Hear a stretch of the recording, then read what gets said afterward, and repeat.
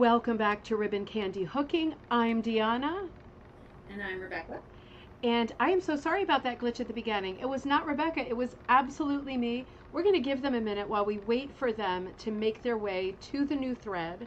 We are still recording. Happy Friday night, everybody. Welcome back to the Ribbon Candy Hooking channel. We have a special guest tonight. It is Rebecca White Martin of Storyteller Wool. We're going to have a great chat tonight talking about everything, right? I want to talk about your week at McGown last week. It was just last week, right? And we have to catch up on everything else that you've got going and some of your other projects. But you gave us some beautiful slides to look at, and we will have a great show as soon as people realize that we are on this thread. I am so sorry, everybody. So we're going to give them a second, Rebecca. That was, for me, a first, right? I mean, I've done a lot of good stuff over the years. For me, that was a first. I clicked on the wrong day. So we have 4 viewers, and it's just a delay as the viewers are kicking in.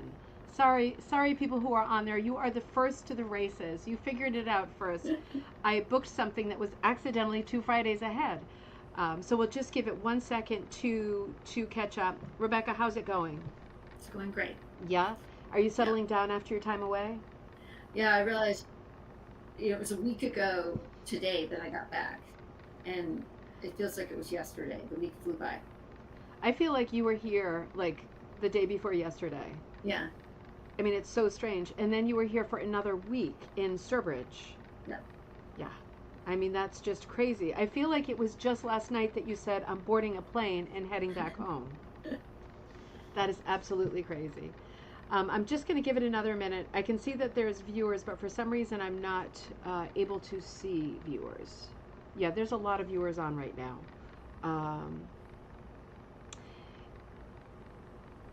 I'm just checking. Sorry, we can always edit out some of our technical problems at the beginning. Okay, there we go. Phew, I'm live again. Okay, so we were live all the time. Great to see you, Judy. Happy Friday night. Sorry about that. Good job getting back on the right thread. Holy mackerel. Judy says, Rebecca, I hope your trip home was less eventful than your trip out. It was a direct flight, which was heaven. Did you go from Bradley again? Yeah. Oh, gosh. Yeah. If you all remember, so Rebecca, you were going to be with us like 2 Fridays ago. That was the plan. Right. We were going to be together in Connecticut, and we were going to run a live show together. It would have been a different show completely, but we were going to do that, and it was the day of those incredible power outages that affected, everybody. Diana, great to see you again. Good to see you a few minutes ago, and happy to have you back here now. But yeah, we weren't able to run 2 weeks ago live because you got in right in the middle of the time the show would have been running.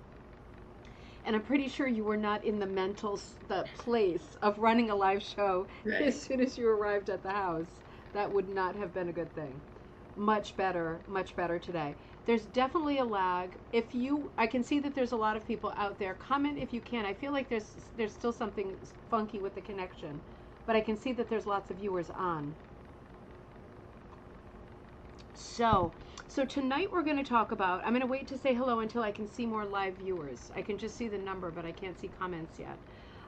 We're going to look at the time that you spent at the McGown workshop. Should I say the McGown workshop? Is that the right phrase? Yes. Okay. Yes. So it was the Northern McGowan Teachers Workshop. There's different ones throughout the country. Oh, I didn't know that. Yeah. You come all the way from Colorado. Yeah. Okay. There's one in Texas, Iowa, Oregon, and I want to say West Virginia. Oh my gosh. So is it typically the same people who come to the one in the north?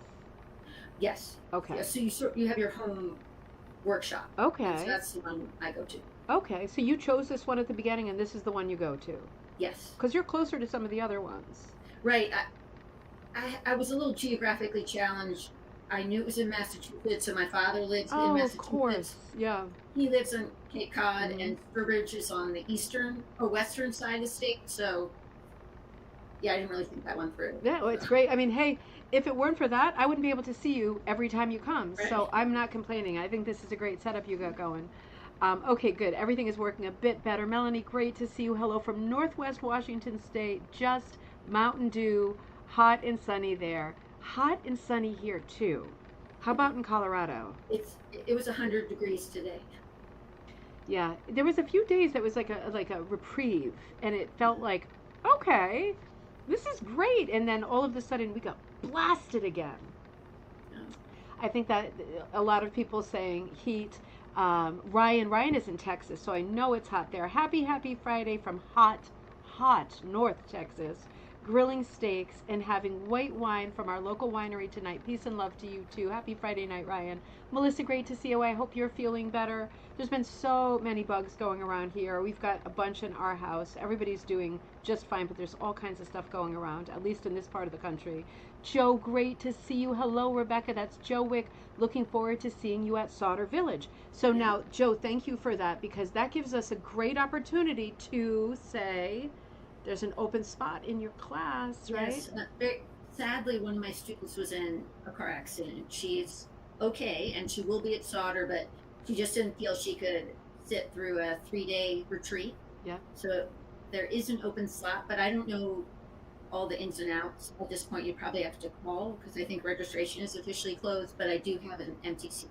So that's really important, and that's great information. So I haven't been promoting Sauter because I have not done well with Sauter myself. So this is the first time, and it's a testament to how much I love you that I'm even saying that word out loud. You are going to be at Sauter, so it is worth talking about tonight. And the fact that one of your students had an accident, and I hope that she's better sooner rather than later, does mean that although it sounds like the enrollment for the classes is officially closed, it does make sense. Rebecca does have a spot left. One spot. It's going to be the running of the bulls. It's the one spot. So I would get in touch with Sauter Village, Kathy Wright directly, something like that. I don't know. It's Kathy actually retired. So oh, okay. Autumn. Okay. Okay. Yeah, look it up and give a call, right? Because you can weasel your way in there. One person can weasel, and that's a good thing to know. So spread the word. It might as well have a full class, right? What is the class, Rebecca? We're going to see that. We're gonna see the slide, right? Yeah. Yeah. So it's the compass and the tree. Yes. Oh, it's both. Yeah. Oh, I didn't know that. You're going to see both of those tonight. So we'll look at those together. Joe, great to see you. Happy Friday night. Shannon, happy Friday night. Great to see you. She says, happy Friday to both of us. Kirsten, cheers, my dears. Happy Friday. Hot and smoky, Vermont. Everybody up north, I think, is getting the smoke from Canada, right? This is really a thing. Yeah, we have wildfires in our area right now. Do you? And I had 2 days this week that I had to dry the yarn inside because I didn't want it to smell like smoke. Oh my gosh. Yeah. What a weird state of affairs. I mean, I love things that smell smoky, but I get what you mean. It's also super negative connotation. Right. Yeah. Oh my gosh, that's crazy. Linda B., great to see you. Glitchy getting connected. Okay. I think everyone was glitching out a little bit. The wrong link was me, so I took that down. I accidentally projected 2 weeks out. That was me, but it was glitchy for me getting online as well. Hopefully, I don't know. We were glitching a little bit this afternoon when we had our first Writers Club meeting. I glitched out. I went away and I came back. It was like, woohoo. So hopefully that doesn't happen to us tonight. April, great to see you. I sent you a message. Sorry I missed you earlier, but we'll catch up on Monday for surezies. Hello in Illinois. Dave, great to see you. BLT and icy cold beer. In AC comfort, thankful for that. Oh God, yeah. Cheers, my dears. Diane says, I believe there's another future dated live. Yeah, that was I accidentally set up 2 weeks from. I don't know how I did it. Couldn't do it again if you were holding a gun to my head, but I managed to do it tonight. So I'm sorry about that. So I deleted that link and I quickly put up this link like at 7:02 when I realized what the problem was. I'm so sorry about that, everybody. Lena, great to see you. Lena says, great to see both of us. And yes, she asked if you were near the fires. You just answered that. You're near enough to smell the smoke. That is really close. Karen, It's just about 10 minutes down the road, there's a town called Lyons, and they were under evacuation orders until, I think, yesterday, the day before those lifted. The fire's just north of that. Oh, wow. Yeah. Wow, that's really close. Yeah. Karen is right there too. Yay, third time, it's a charm. Oh, I know it, right? It was a struggle tonight. Sorry about that, Karen. Warm in Black Forest, but certainly not 103 degrees. So Karen always gets a milder temperature than you, doesn't she, where she is in Colorado? Yeah, high 80s. That sounds just about right. Yeah. Sounds great. Cass says, I'm so glad that I found this. Happy Friday night from hot and humid Wisconsin. Oh man, we're all struggling. What is it? August 2nd. It's August. At least it's August, right? We're expecting it to be Right. warm. It's extra warm. Kaz, great to see you. Andrea, you are logging on from abroad. You say, I found you. I was going to head off to bed. I'm so glad that you didn't. I know it's super late. Sorry about that. Super to have you here. Andrea logs on from the UK, so it's very late for her over there. She's usually naughty and stays up with us the whole time. Cheryl, great to see you. I haven't seen you for a while. Great to see you on the Cape. She says hello to you too. It's a great night there. She's in Falmouth on Cape Cod. Great to see you, Anita. Great to see you in London, Ontario. Happy Friday night. April, happy Friday night. Great to see. And Karen says, unfortunately, fires in Colorado are a lot more common now. Great. It's crazy days, isn't it? It's just not the way things I remember it from years ago. Not the way life I remember it, is anymore. Everything is changing so quickly. Everything. And the weather is certainly one of them. Absolutely crazy. Well, I'm happy that you're all on. It looks good. I have a feeling there's still some possible glitching happening, so we will welcome people as they come in. But I'm very happy tonight to be with my very good friend Rebecca, and to be able to catch up. And for those of you that logged on a little bit late, we were supposed to do a show together 2 weeks ago, but because of the flights and all of the trouble of that day, all of the glitching of that day, we weren't able to. So here we are tonight, and now we have the added bonus. Maybe it was meant to be. Yeah. Now we have the we have the added bonus of being able to look at the slides together while you are in Colorado and I'm in Connecticut, and to talk about the week that you spend at the McGowan meeting with the teachers and the other trainees who are coming in. Right, there's people who are Yes. coming in as trainees as well. What's that like that week when you arrive? What's the whole thing like? It's exciting at this point because you're not training anymore, right? You're like Right. Yeah. So I'm a McGowan certified teacher now. Mhm. It took about 4 years. The pandemic slowed it down, but yeah, we come in on a Sunday evening, and throughout the week we have classes every day. And this year it was really neat because we had a 2-day class, and so we really got to immerse ourselves in the pattern. And then we have the rug show in the middle of the week, and it's just great. You're seeing people you haven't seen all year, and especially, I'm coming from so far away. I definitely don't see those folks, throughout the year. So it's catching up with friends and learning new things. And so it's a lot of fun. It is. It must be a lot of fun. It must be a lot of fun. You get to. Do most people come every year? It depends. I mean, it's set up basically like a co-op. So we're all teaching each other. Mm-hmm. We're a nonprofit. So the way the system works is when the vast majority of people show up every year, because then we can continue to learn, and then we're educating new people coming up through it. Yeah, so you're sharing info and you're learning. Are you still learning new techniques? Is there still anything to learn? Oh yeah, there's just, it's never ending. And we had 2 women from Japan this year in the trainee class, so that was fun. Ooh. Oh, that is neat. They knew each other. It wasn't a coincidence. Yeah. Well, we have quite the Japanese contingent. We've so at least 3 instructors, and now they're bringing in some of their students. Wow. What does that mean about rug hooking? Is rug hooking turning into quite a craft out there? I think they're hoping it will. Yeah. I mean, I think like everywhere it's smaller compared to quilting and other things, but the Japanese are very accomplished fiber artists, so it's a good fit. That's a great fit. They're great needle artists and always have been. So that is a great crossover. And they're very, in terms of art, generalization, but very detail oriented in the style of art, typically needlework that they do. It's very detailed. Sorry about that. Buttons is barking something. Yeah, so let's look at some of the, and remind your solder, right? Check on solder because Rebecca has one spot. We are going to look at that, but I think those slides are right in the middle of the show. Andrea is asking, is the training in person only?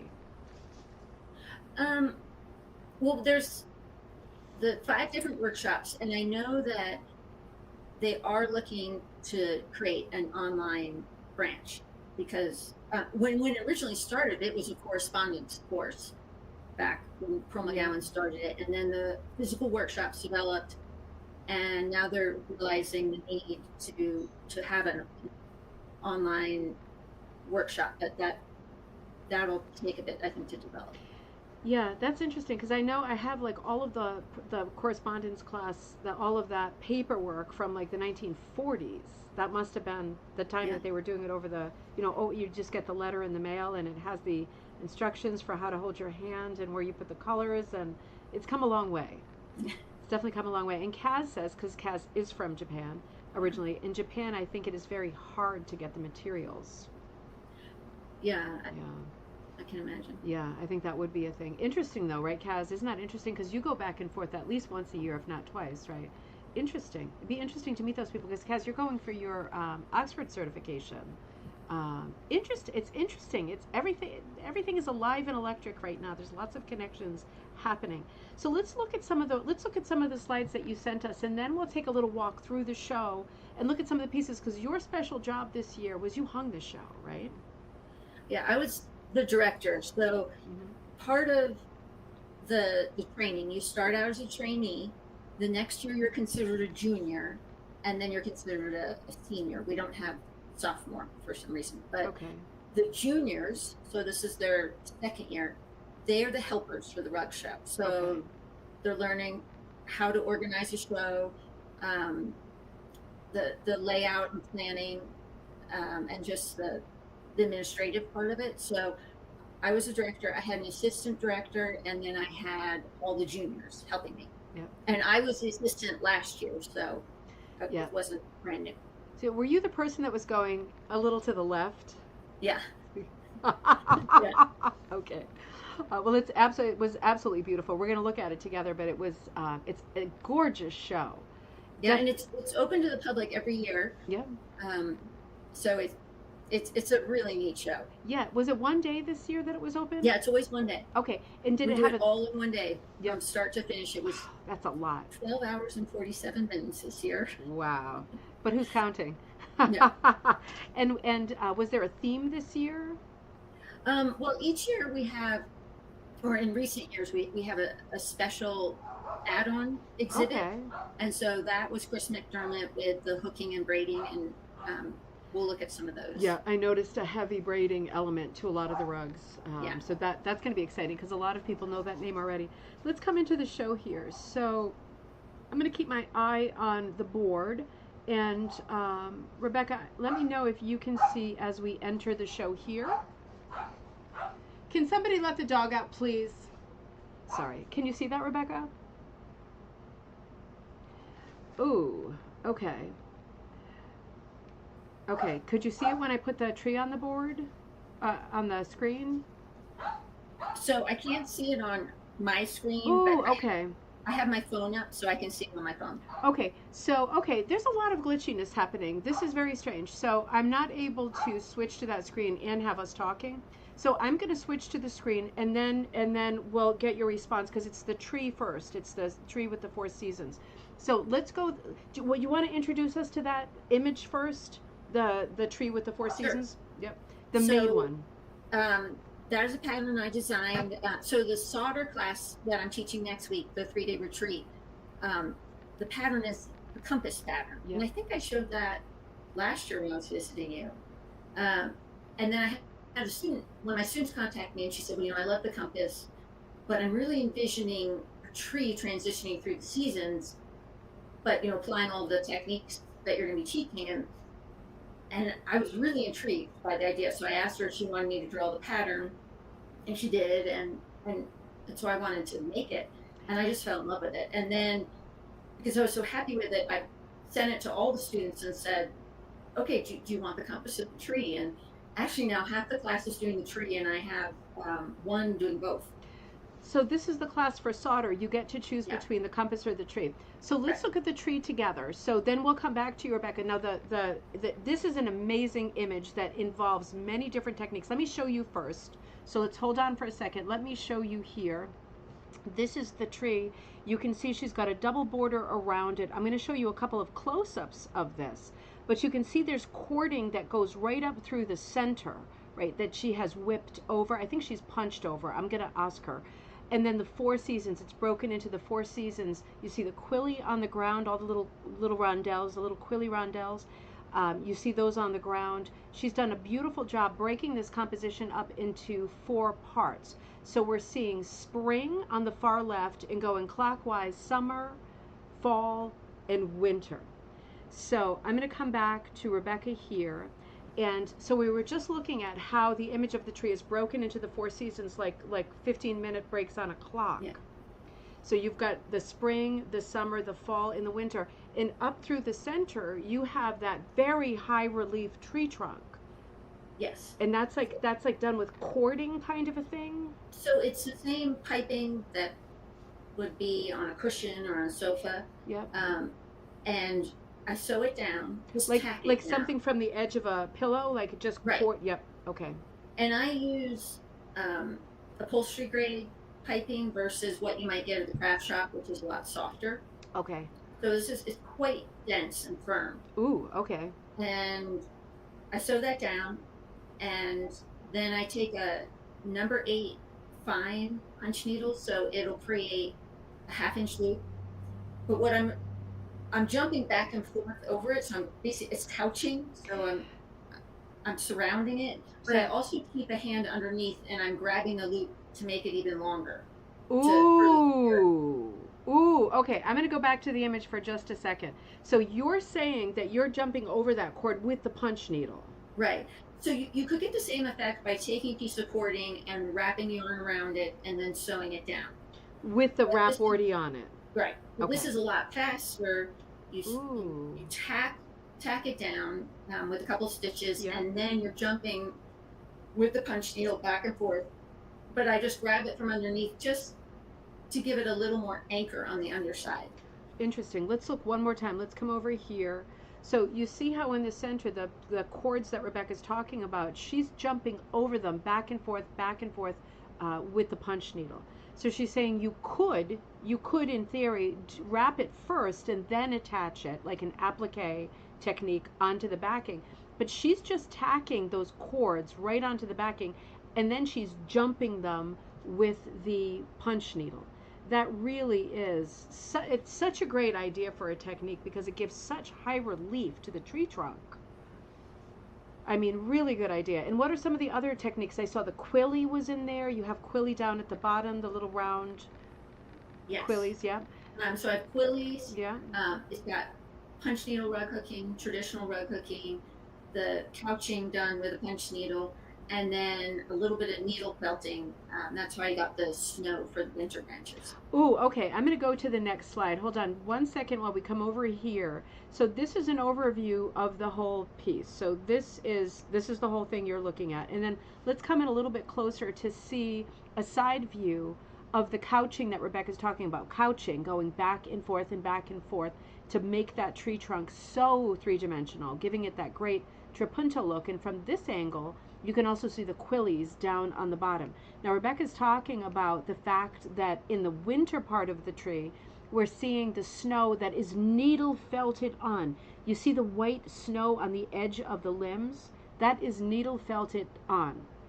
So Rebecca, when you do the needle felting part, the white on the branches of the tree, are you doing that over loops or that's just onto the backing? Yes. So the background I punch, but from the front side. So it's the flat back stitches. So that gave me something to needle felt into. And is that a difficult technique, needle felting onto a rug hooking backing? You need something to needle felt into, because you can't just needle felt straight into rugwork or linen or muskcloth. You have to already have some loops. But no, it works. Yeah, it looks fantastic. Lena's saying to you, it looks so beautiful. You were only half done when she saw you, and that wasn't that long ago. That was June. How crazy is that? Andrea, it also reminds me of the 4 seasons that you did. Just the idea of breaking something up into 4 seasons is such a good idea, isn't it? I mean, really, it's so clever, and you're calling this piece the Tree of Life, right? Well, I was calling it Seasons, and then I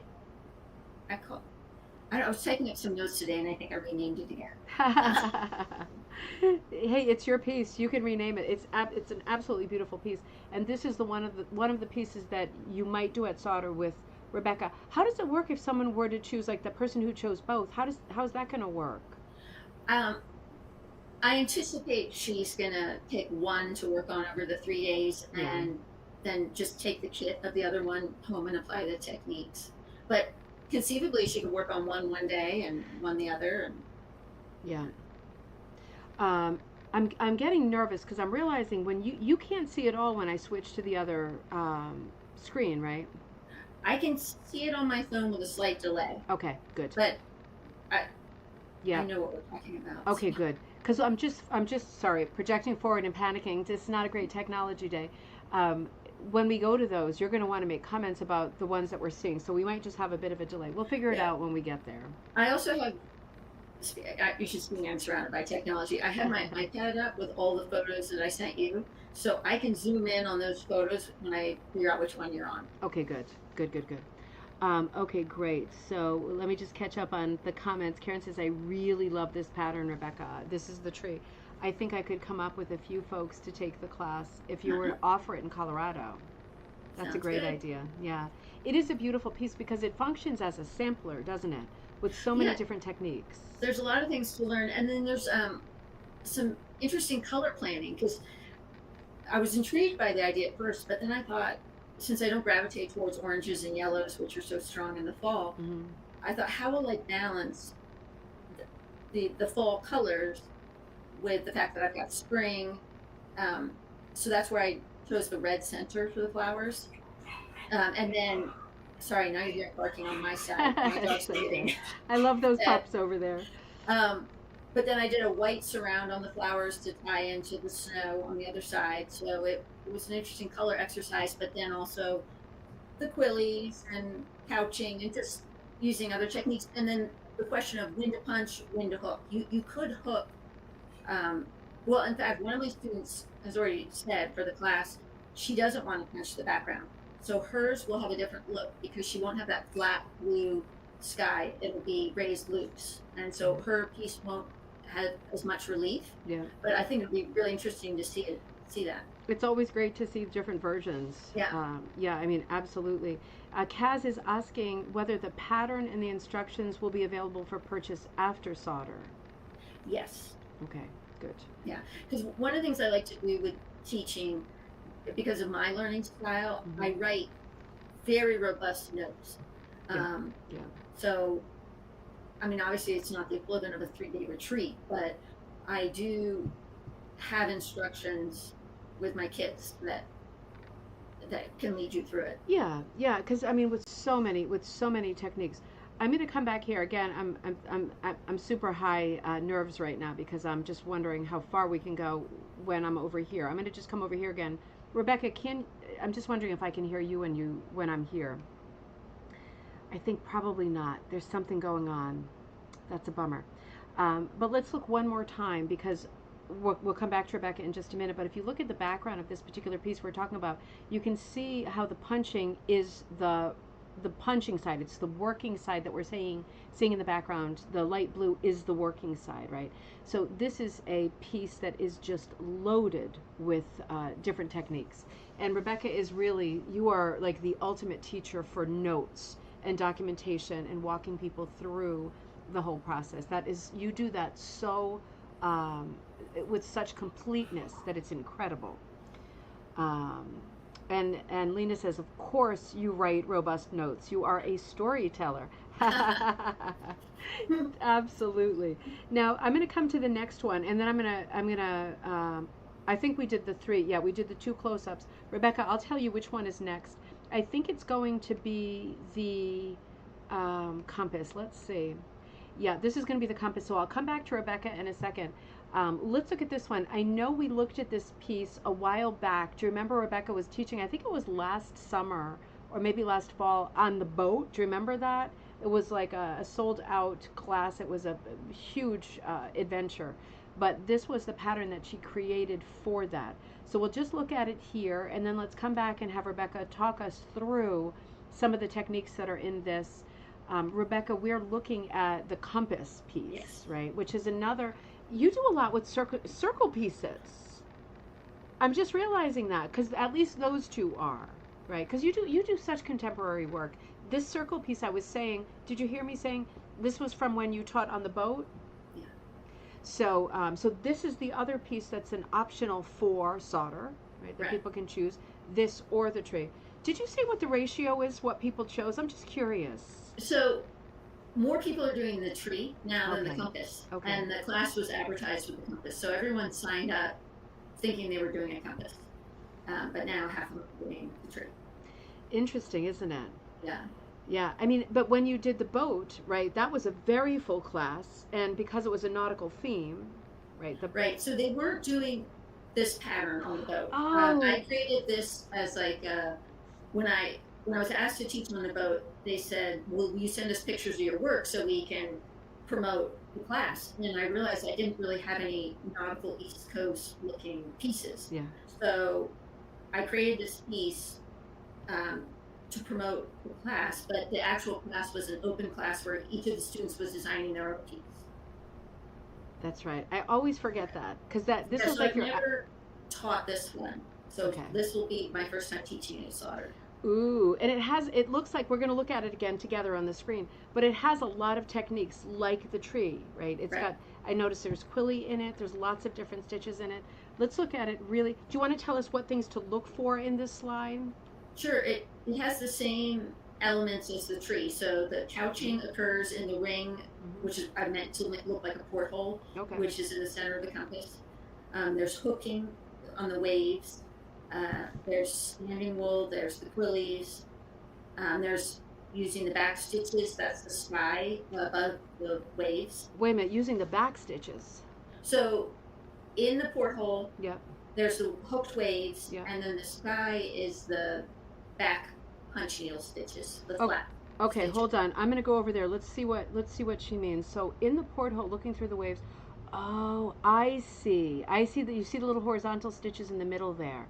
So she hooked the center, and you can tell, right? Because you can see that looks more like wool strips than yarn. Totally different texture. The loops are coming up completely differently.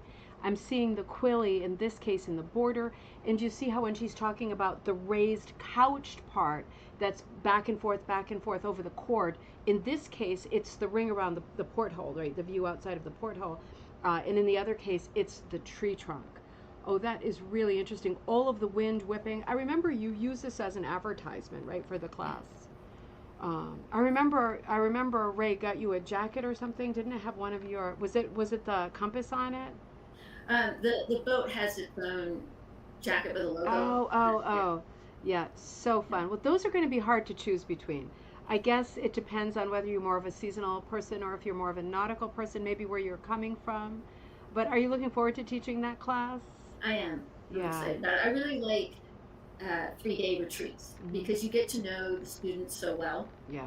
I mean, the last time I taught at solder, and I'm not exaggerating, we were like hugging and beeping at the end. You're just so bonded to everybody, and so it's a special experience. Yeah. Oh, that is going to be so much fun. And how many people are in the class? They're fairly small classes, right? Yeah. There'll be nine people. Okay. Yeah, so it's a small class. So they're going to get people who are taking that class are going to get a lot of attention, a lot of firsthand help. So yeah, 3 days. Fun. That's a long time to be working on one piece. So that's going to be a nice time for those people.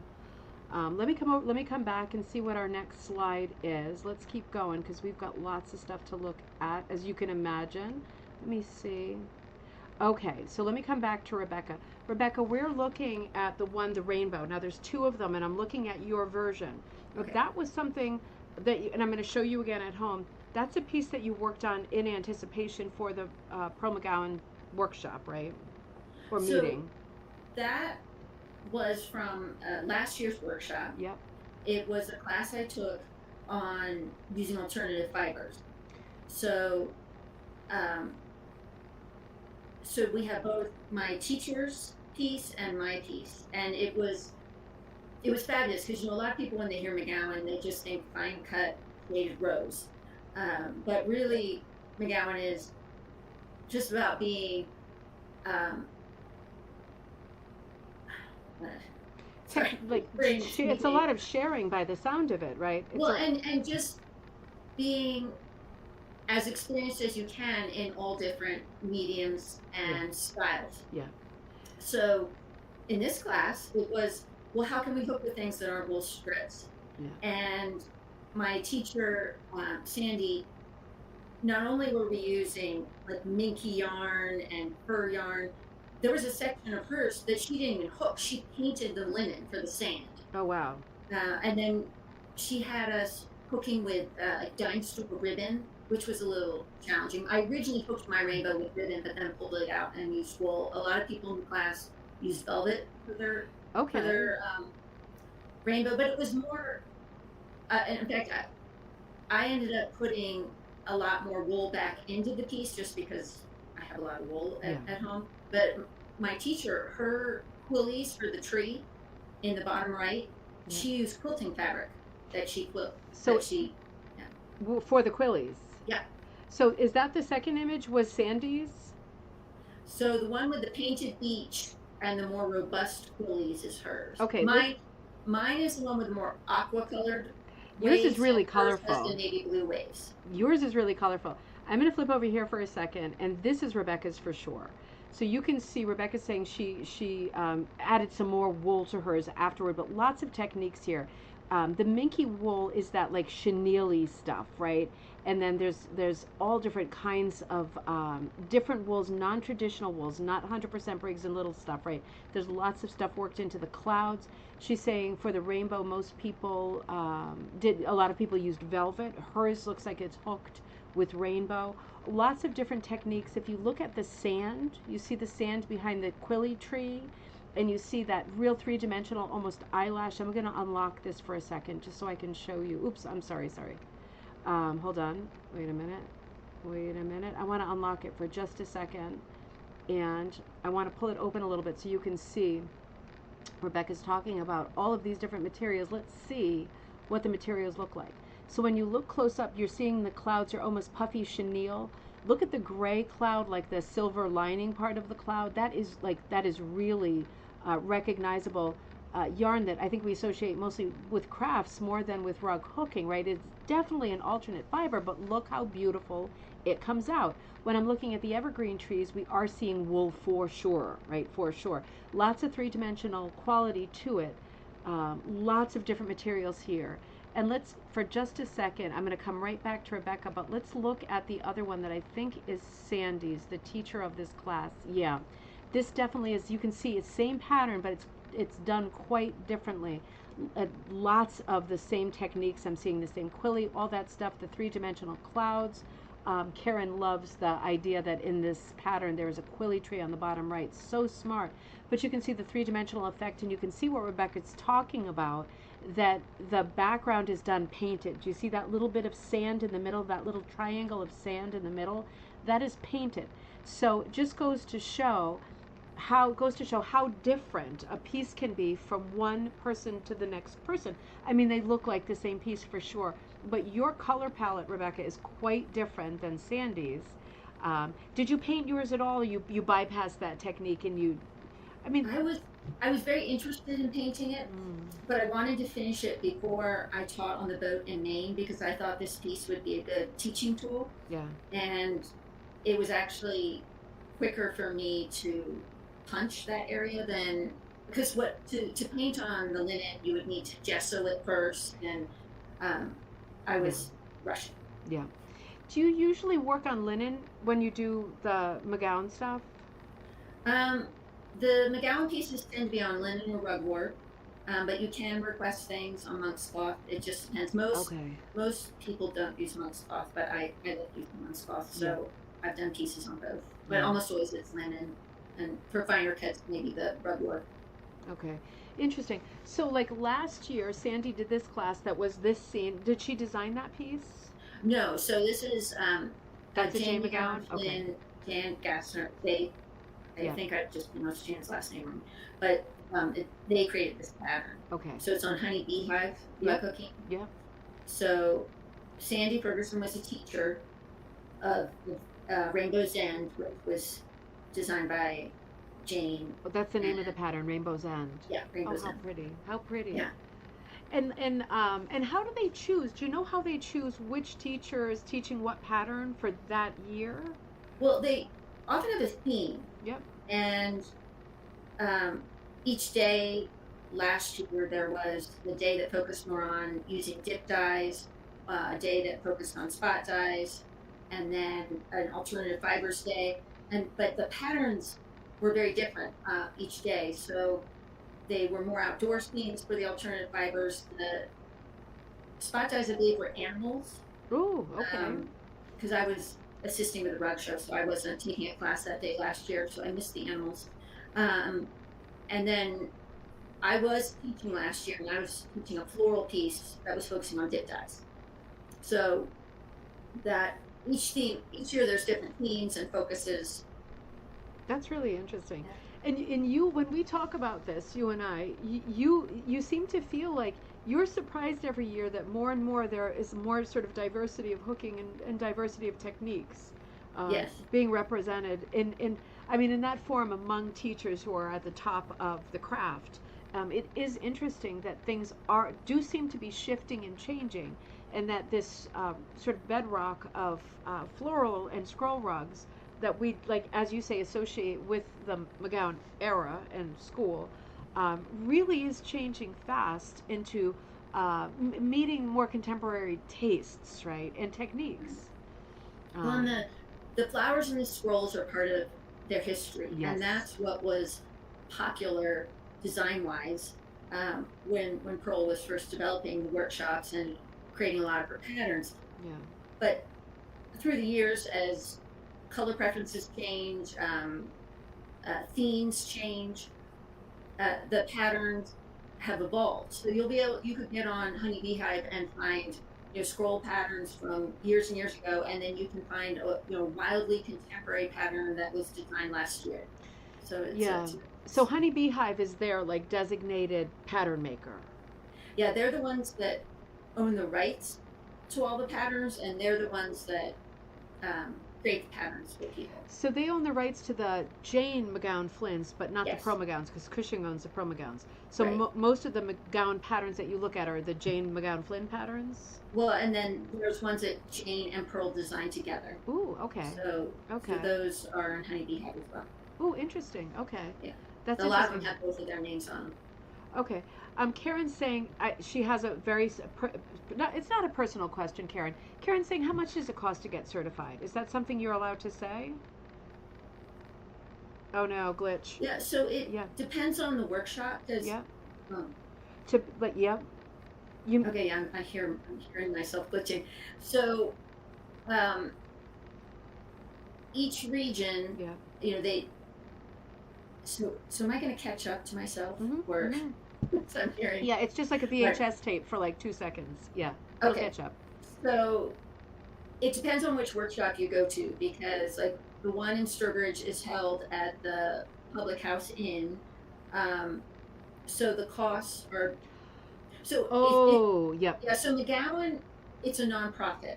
Yep. Honey Beehive is its own company, and it's a for-profit company, but McGowan is a nonprofit, and so we come together. We're teaching each other. We're not paying for teachers. Right. We pay our teacher for their supplies. If my teacher dyed wool or collected supplies, I would be paying her back for those. But Yeah.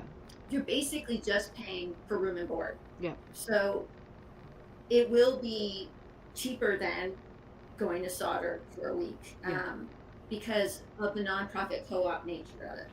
That's so interesting. I mean, we both know Karen. I think Karen would be a perfect person. Yeah, I think I've said that to her before. Right? I mean, because Karen, you Yeah. love like lots of different techniques. You not only are willing to try different, like lots of different stuff, you love trying different stuff, and you really push the envelope. So it would be different if she went to one of the other 3 regions than it would be at this one, because you have to factor in the cost of the accommodation and all of that stuff Yeah. too.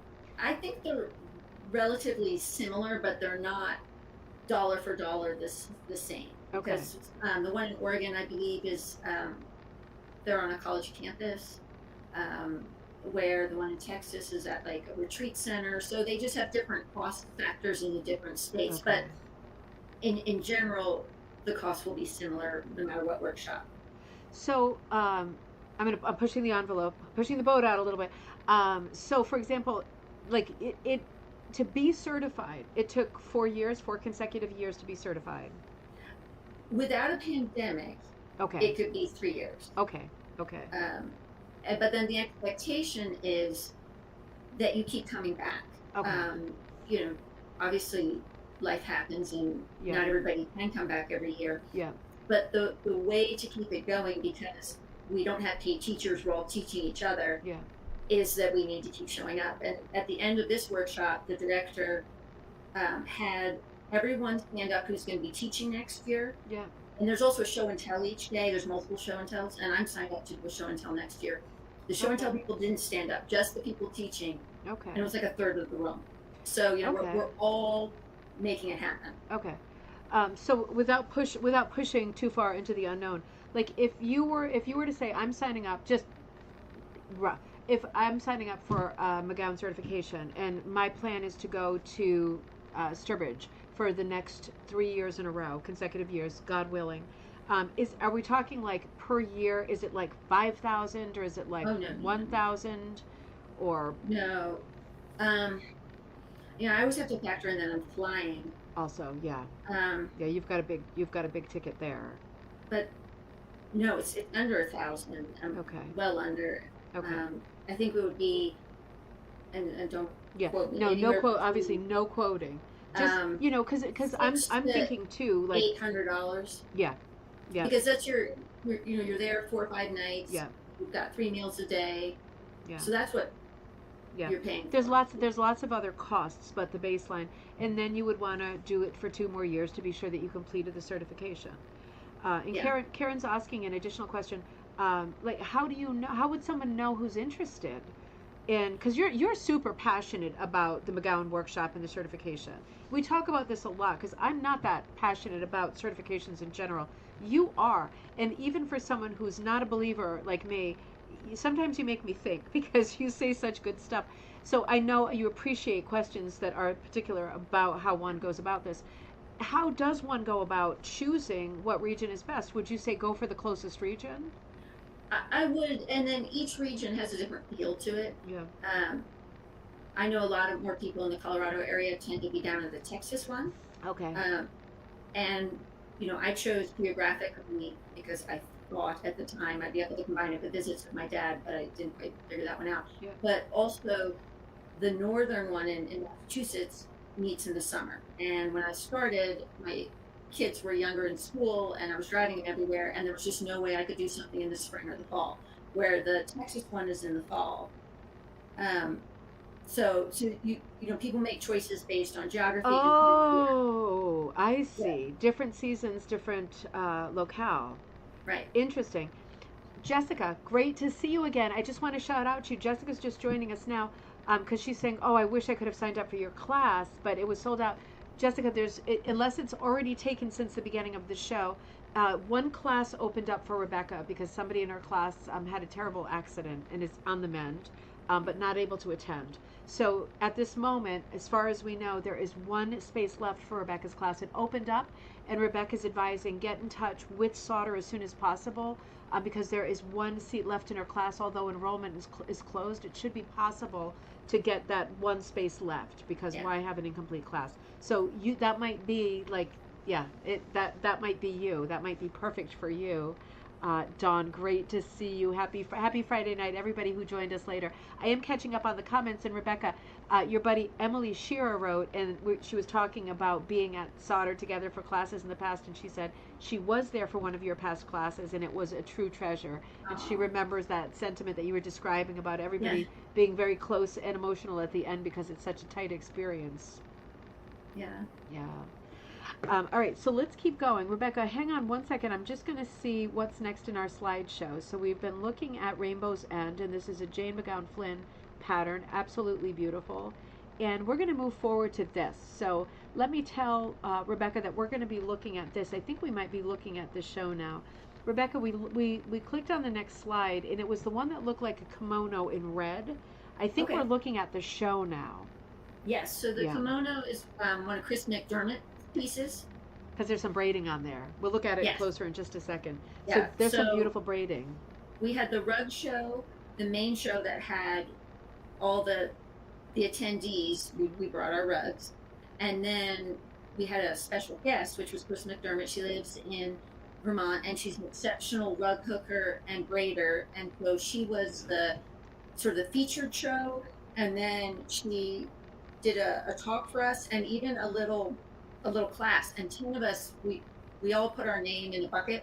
Yep. And 10 of us got to take a 2-hour class with her one evening, and I got selected. So that was fun. Ooh. Oh, that is nice. Well, Yeah. we're going to come over here and look at the kimono piece together, and then we'll come back over there. I'm actually going to unlock this piece because I think we might want to see it a little bit bigger. So we're looking at the display now. Remember, Rebecca said she was the director of the display this year.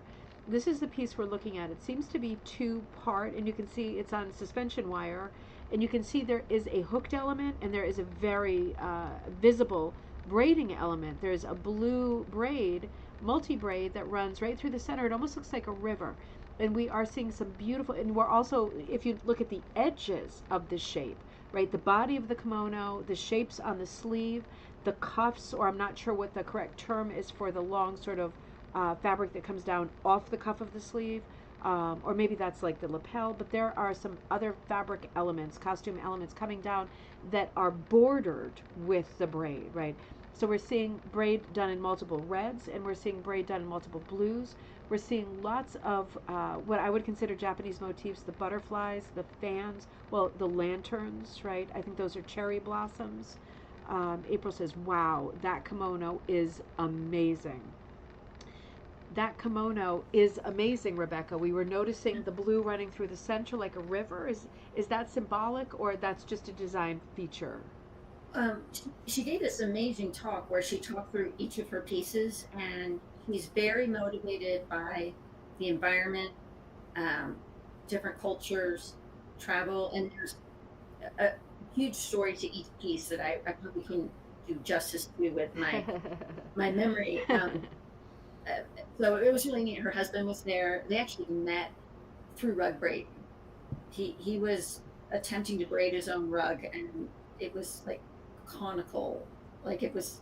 And his friends were like, it's trying to be flat, and they introduced them together because Chris knew how to braid, and He was doing it too tight, and it was getting to be like Yeah. three-dimensional. Yeah, cupping. But one of the things that's really neat about Chris's work is that she's not only braiding with wool, but she braids with silk.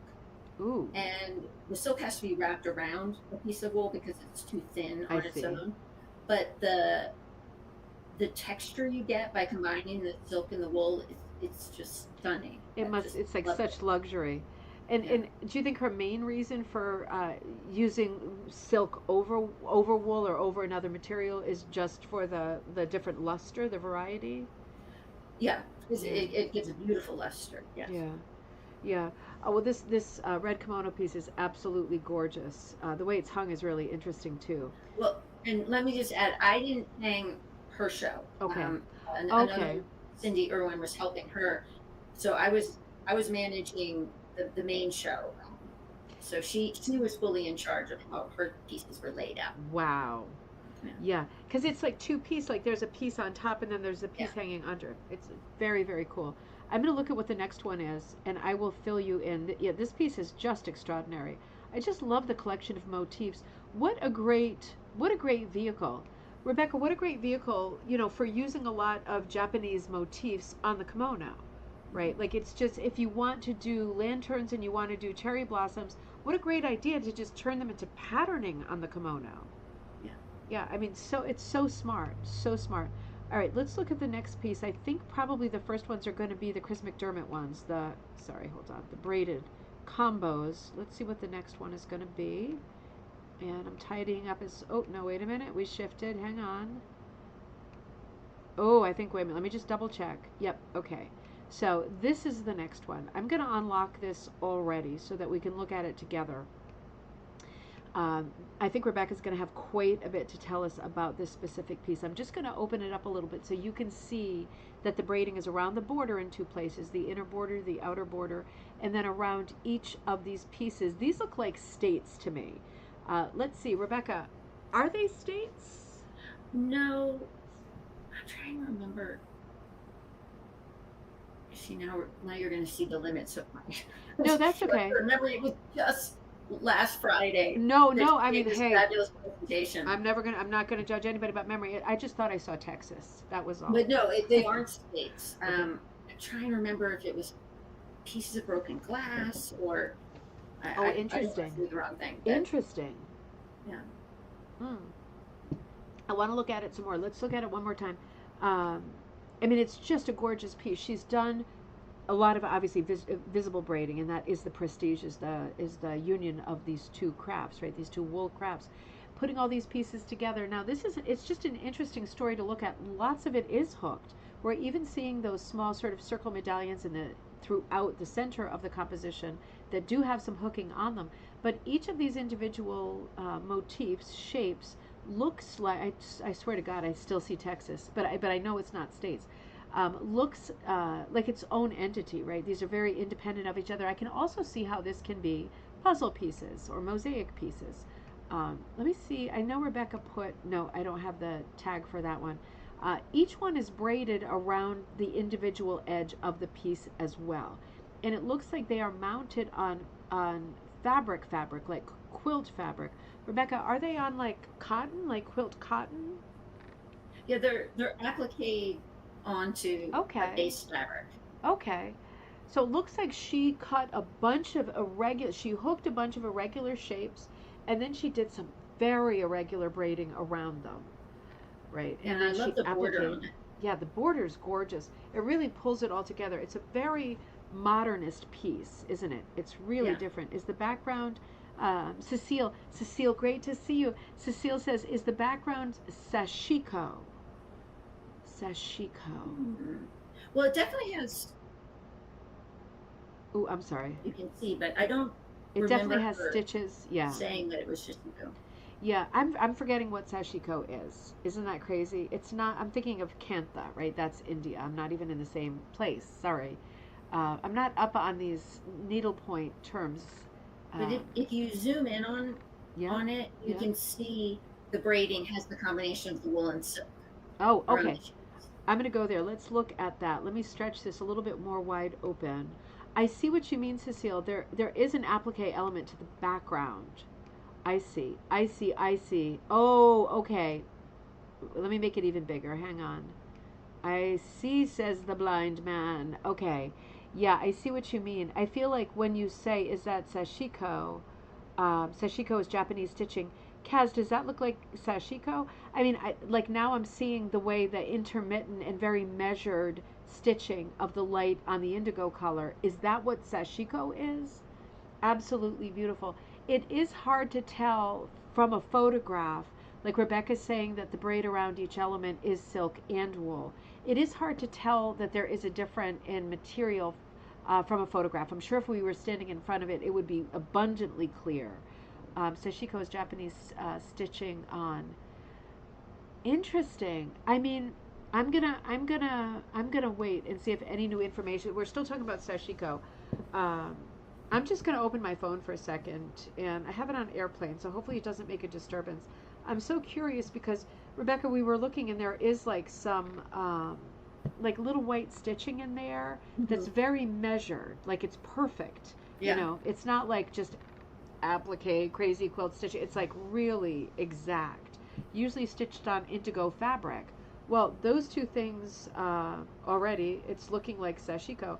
I think I might get an education on what sashiko is at this moment. Let me see. I'm just Googling it, right? Because that's the kind of fool that I am. I just want to look and see what it looks like. Not that it matters or makes any difference to the piece. It's still, oh, God, that looks like sashiko. Totally looks like that. Totally looks like that. I'm just looking at my phone and it's showing this kind of stitching. Again, like the measured white on indigo. So possibly, I'm going to put this back on airplane. Interesting. That's something else I need to go down the rabbit hole for after the show. I think Melanie says Sashiko is Japanese applique stitch, so perhaps it is. Did she say anything, Rebecca, about like why she was choosing like Japanese? Why she using Japanese inspirations? Um, Because it seems like this is Sashiko. I mean, it certainly looks like the light stitches on indigo, and the one well, and before. then this piece is called Map of Connections. Ooh, So you can go onto our ooh, website and you'll be able to see the dimensions of these pieces. But I was hoping that the stories would be attached too, so I could remember, because each piece has this amazing story to them. Yeah. So, and a lot of them have to do with travel and nature and the environment. I wish I could remember more about that. Well, it sounds like that we can go on our website. We can figure it out. You can't be Yeah. expected to remember everything. You You were directing the show. You should interview her. Yeah, she'd be a One great day. person to have on. Yeah. Right. She seems like a super nice person too. Yeah, and Yeah. Dave is also saying stitching. Sashiko is stitching in is very trendy in sewing shops in Toronto. Yeah, I've noticed. Rebecca, have you noticed how these kinds of needle stitching, including mending, visible mending, have turned into such big things lately? Yeah.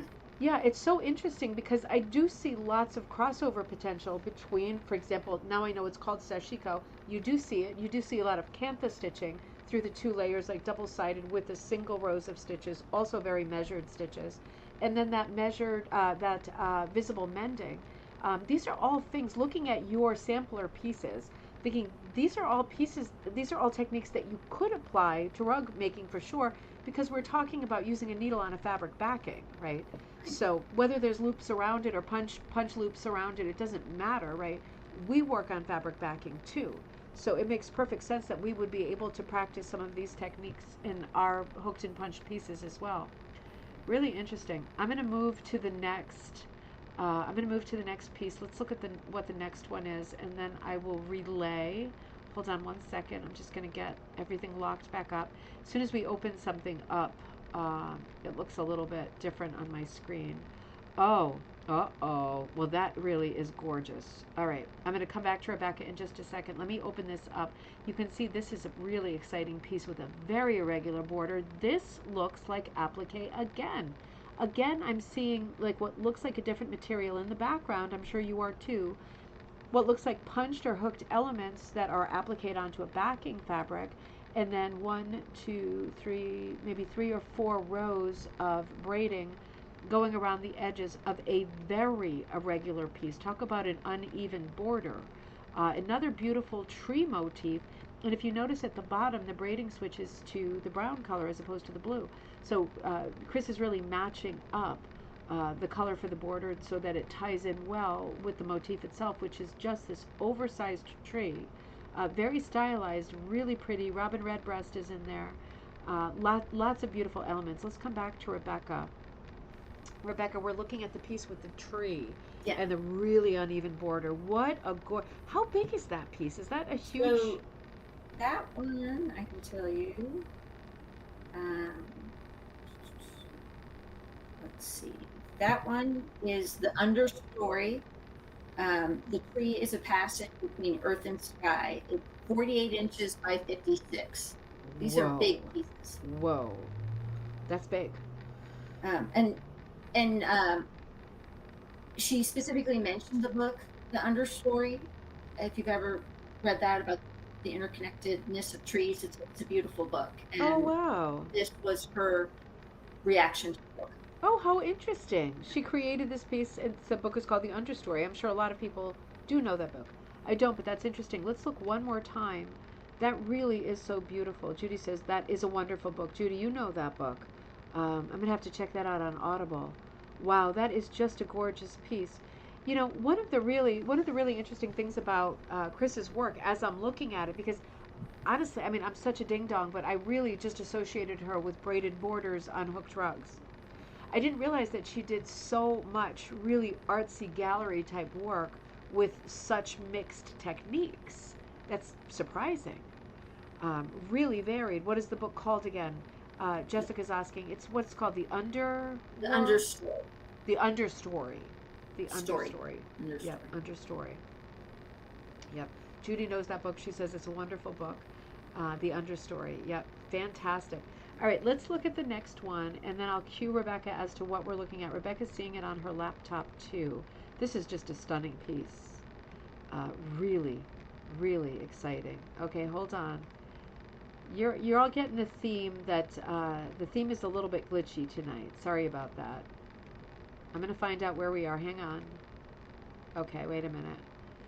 There's a lot of jumping around going on, and usually it's me. It's not exactly me. There's a thing at play here.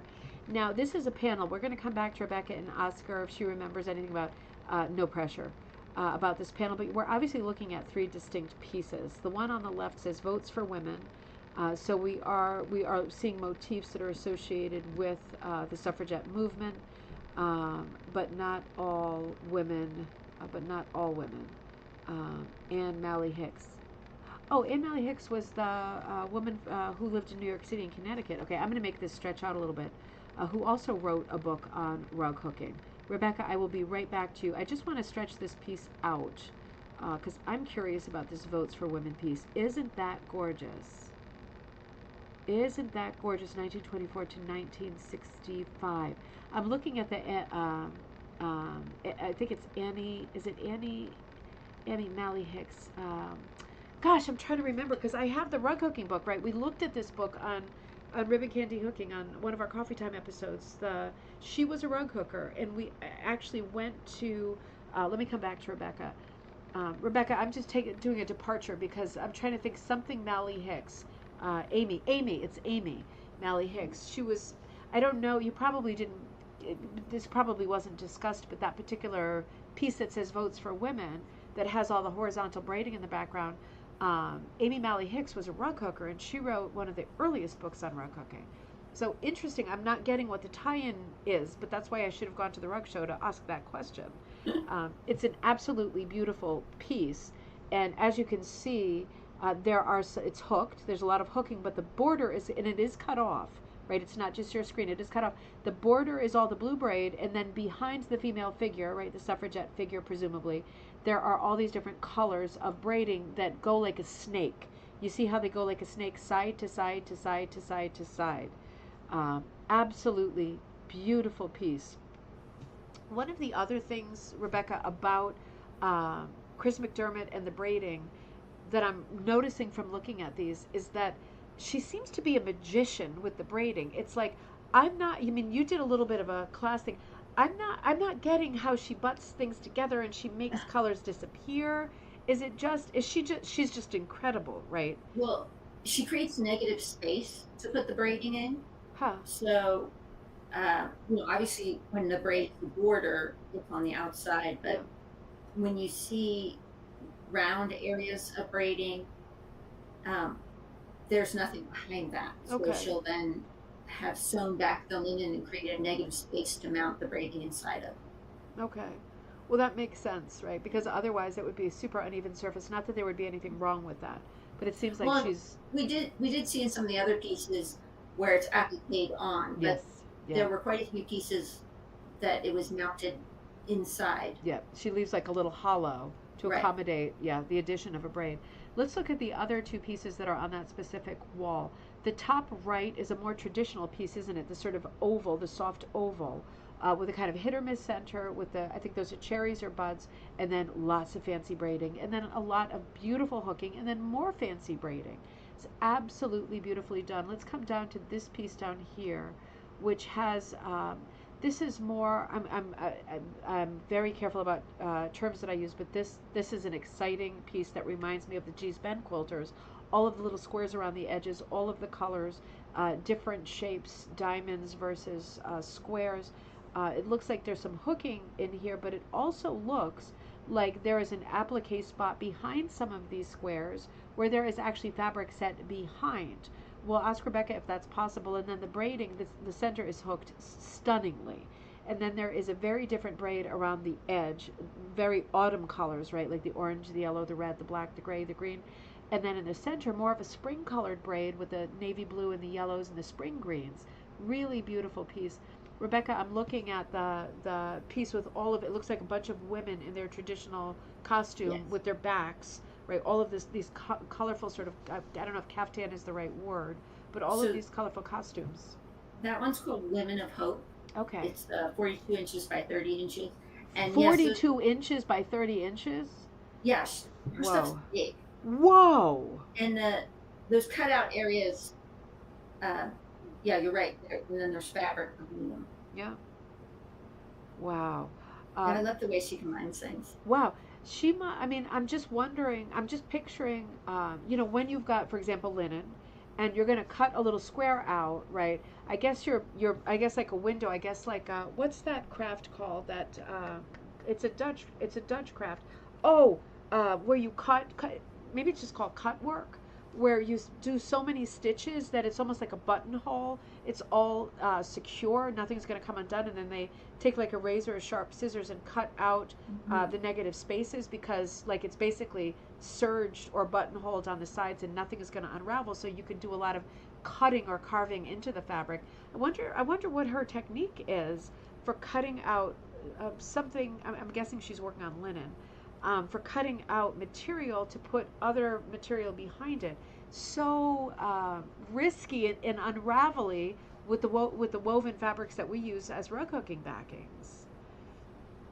Yeah, I saw the back of a couple of them, Yeah.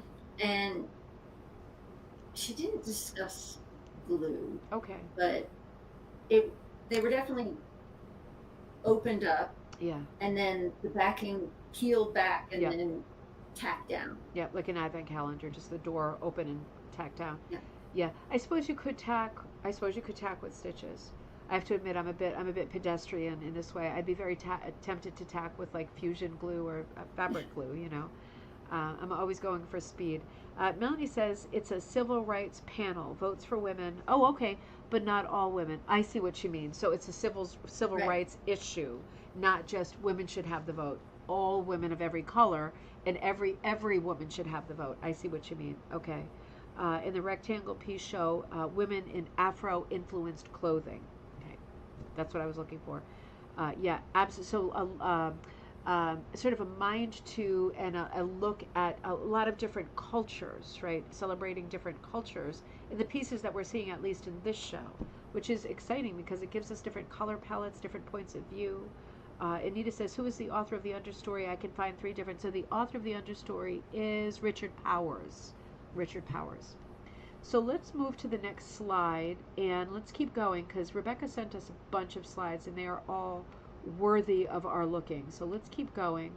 Ooh, so Rebecca, we are looking at a slide that is like two winter themes. The one on the right, I can only imagine how big these are, right? Knowing what sizes we're talking about. The one on the right is like a snowflake, and can you see that there are some three-dimensional, what look like three-dimensional needle felted polar bears coming out of the border? This is what I know Chris McDermott for, these sort of irregular or geometric shapes, right, with heavy, heavy braiding.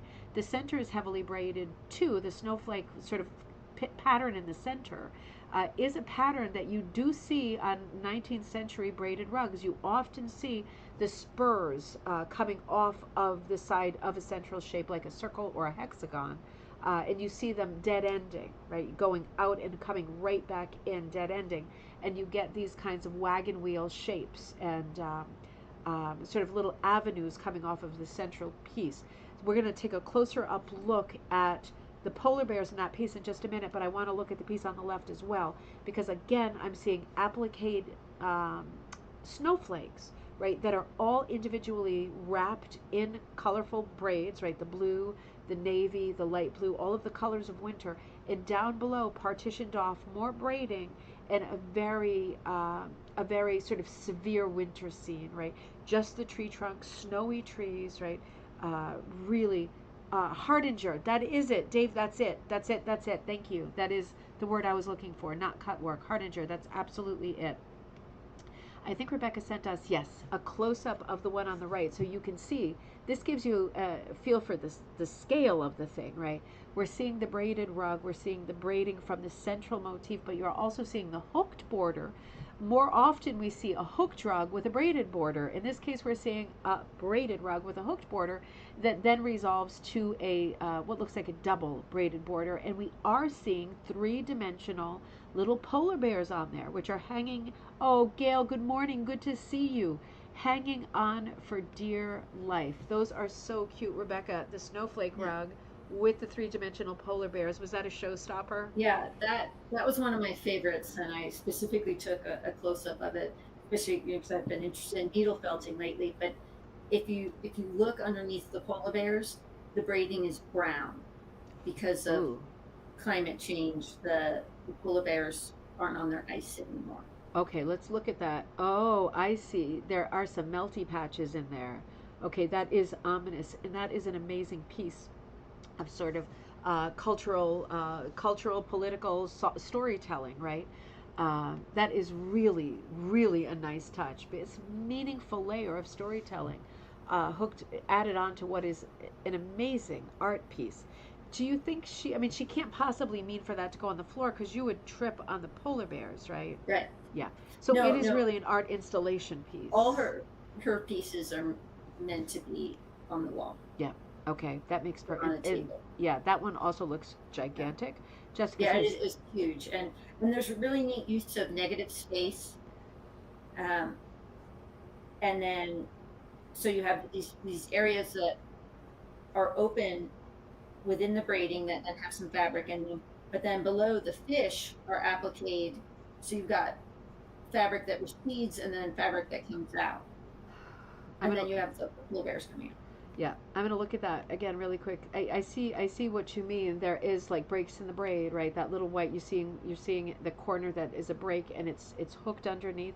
So there are breaks in the braid, maybe furthering the storytelling about the surface, right? The surface not being reliable anymore, the surface melting, the surface not being stable, the surface being broken, right? The surface being damaged. There's all kinds of storytelling. I don't mean storytelling like it's not true. I mean she is layering a story onto the piece that she's working and creating all of these departures and inconsistencies within the work that foster a conversation and further a conversation, in this case about global warming and change. And it's also just a beautiful multimedia uh, not I don't want to say sampler, right? Because she's mostly doing braiding and hooking, and but in this one she's also doing some three-dimensional wool felting, not just felting, but really three-dimensional. Those little guys are hanging on there. Really, two great pieces, and the other one was a beautiful piece too, with all of the individual snowflakes. Another gorgeous piece that looks like it is the size of like a tapestry that we saw when we were doing the Newport Mansions. Just Yeah, huge huge. piece. Yeah, that's amazing. Let me see what the next one is that we've got on deck here. So this is all. I just want to remind you, if you're coming in late, this is all. This was from the McGown workshop that just happened last week in Sturbridge, Massachusetts, and we were just looking at, and we continue to look at the work of Chris McDermit, who is well known as a hooker braider, doing a combination of both hooking and braiding. I think in this top piece that we're looking at, we are seeing more of the blue braiding, and just what Rebecca was just describing, there are spaces where the braiding, it is not traditional braiding, right? This is not your grandmother's braiding. This is very irregular border for starters, and then there are departures from the echo, right? You're not just echoing the shape of an irregular center. There are actually breaks where the braid must be applied or tacked to the backing fabric, and the backing fabric is hooked. Or, let me ask Rebecca, or the hooking is done and added. I wonder, Rebecca, what comes first, the chicken or the egg? When she does those breaks from the braid, like, and there's like suddenly a patch of hooking, is she adding the braid to the backing that is hooked, or is she adding the hooking behind the braided rug? Do you know what I mean? Yeah, that's a very good question. But so the piece that we were just looking at, Yeah. that's Martha's Vineyard, Oh, and the idea was before there were buildings, oh, so just the nature of it. I'm looking at that one. I don't know. I mean, my thought is that it was probably hooked, and then the braiding is added around the hooking, I would think and so. then there's more hooking. I would think so. and then more braiding. I mean, I'm curious. I mean, it's all magic to me. Like, it's none of it I understand. It's all magic, and I can only guess. But I want to look at this one more time because I love Martha's Vineyard. That definitely looks like the shape of Martha's Vineyard. I'm getting it now. Isn't that beautiful? Let me just make this just a hair bigger because now I'm curious, knowing what the theme of it is. I'm curious about what all of the patterning is that's happening. Also, take a look at the way Chris is hanging her rugs. Remember, Rebecca said she's hanging her pieces herself. It's such gallery art, isn't it? It's such installation art.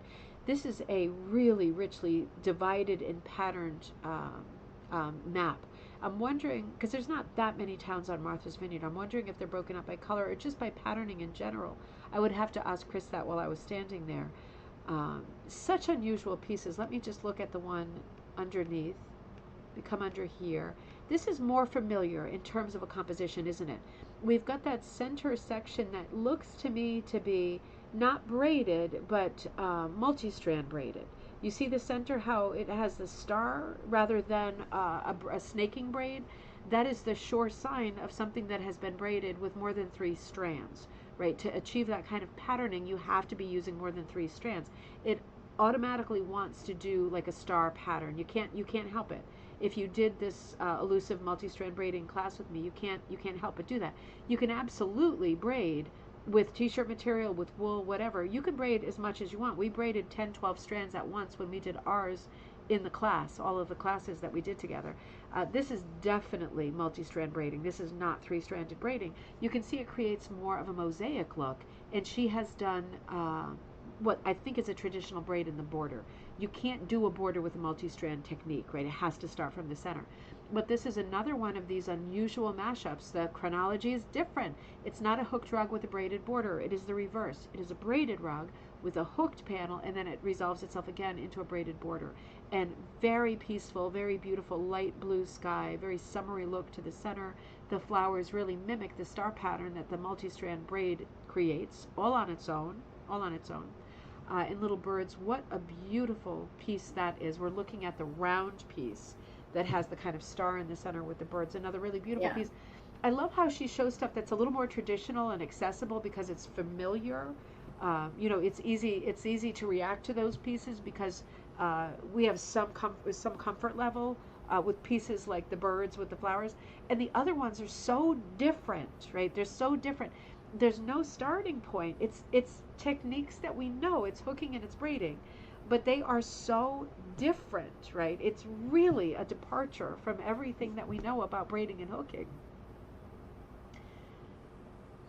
Absolutely beautiful. They are. Yeah. Gorgeous. I'm going to go to our next one and let's see what you gave us to look at next. Okay, so we'll ask Rebecca about this. This is some kind of a study board of some sort where we're looking maybe at technique. Maybe it's like some kind of a technique board.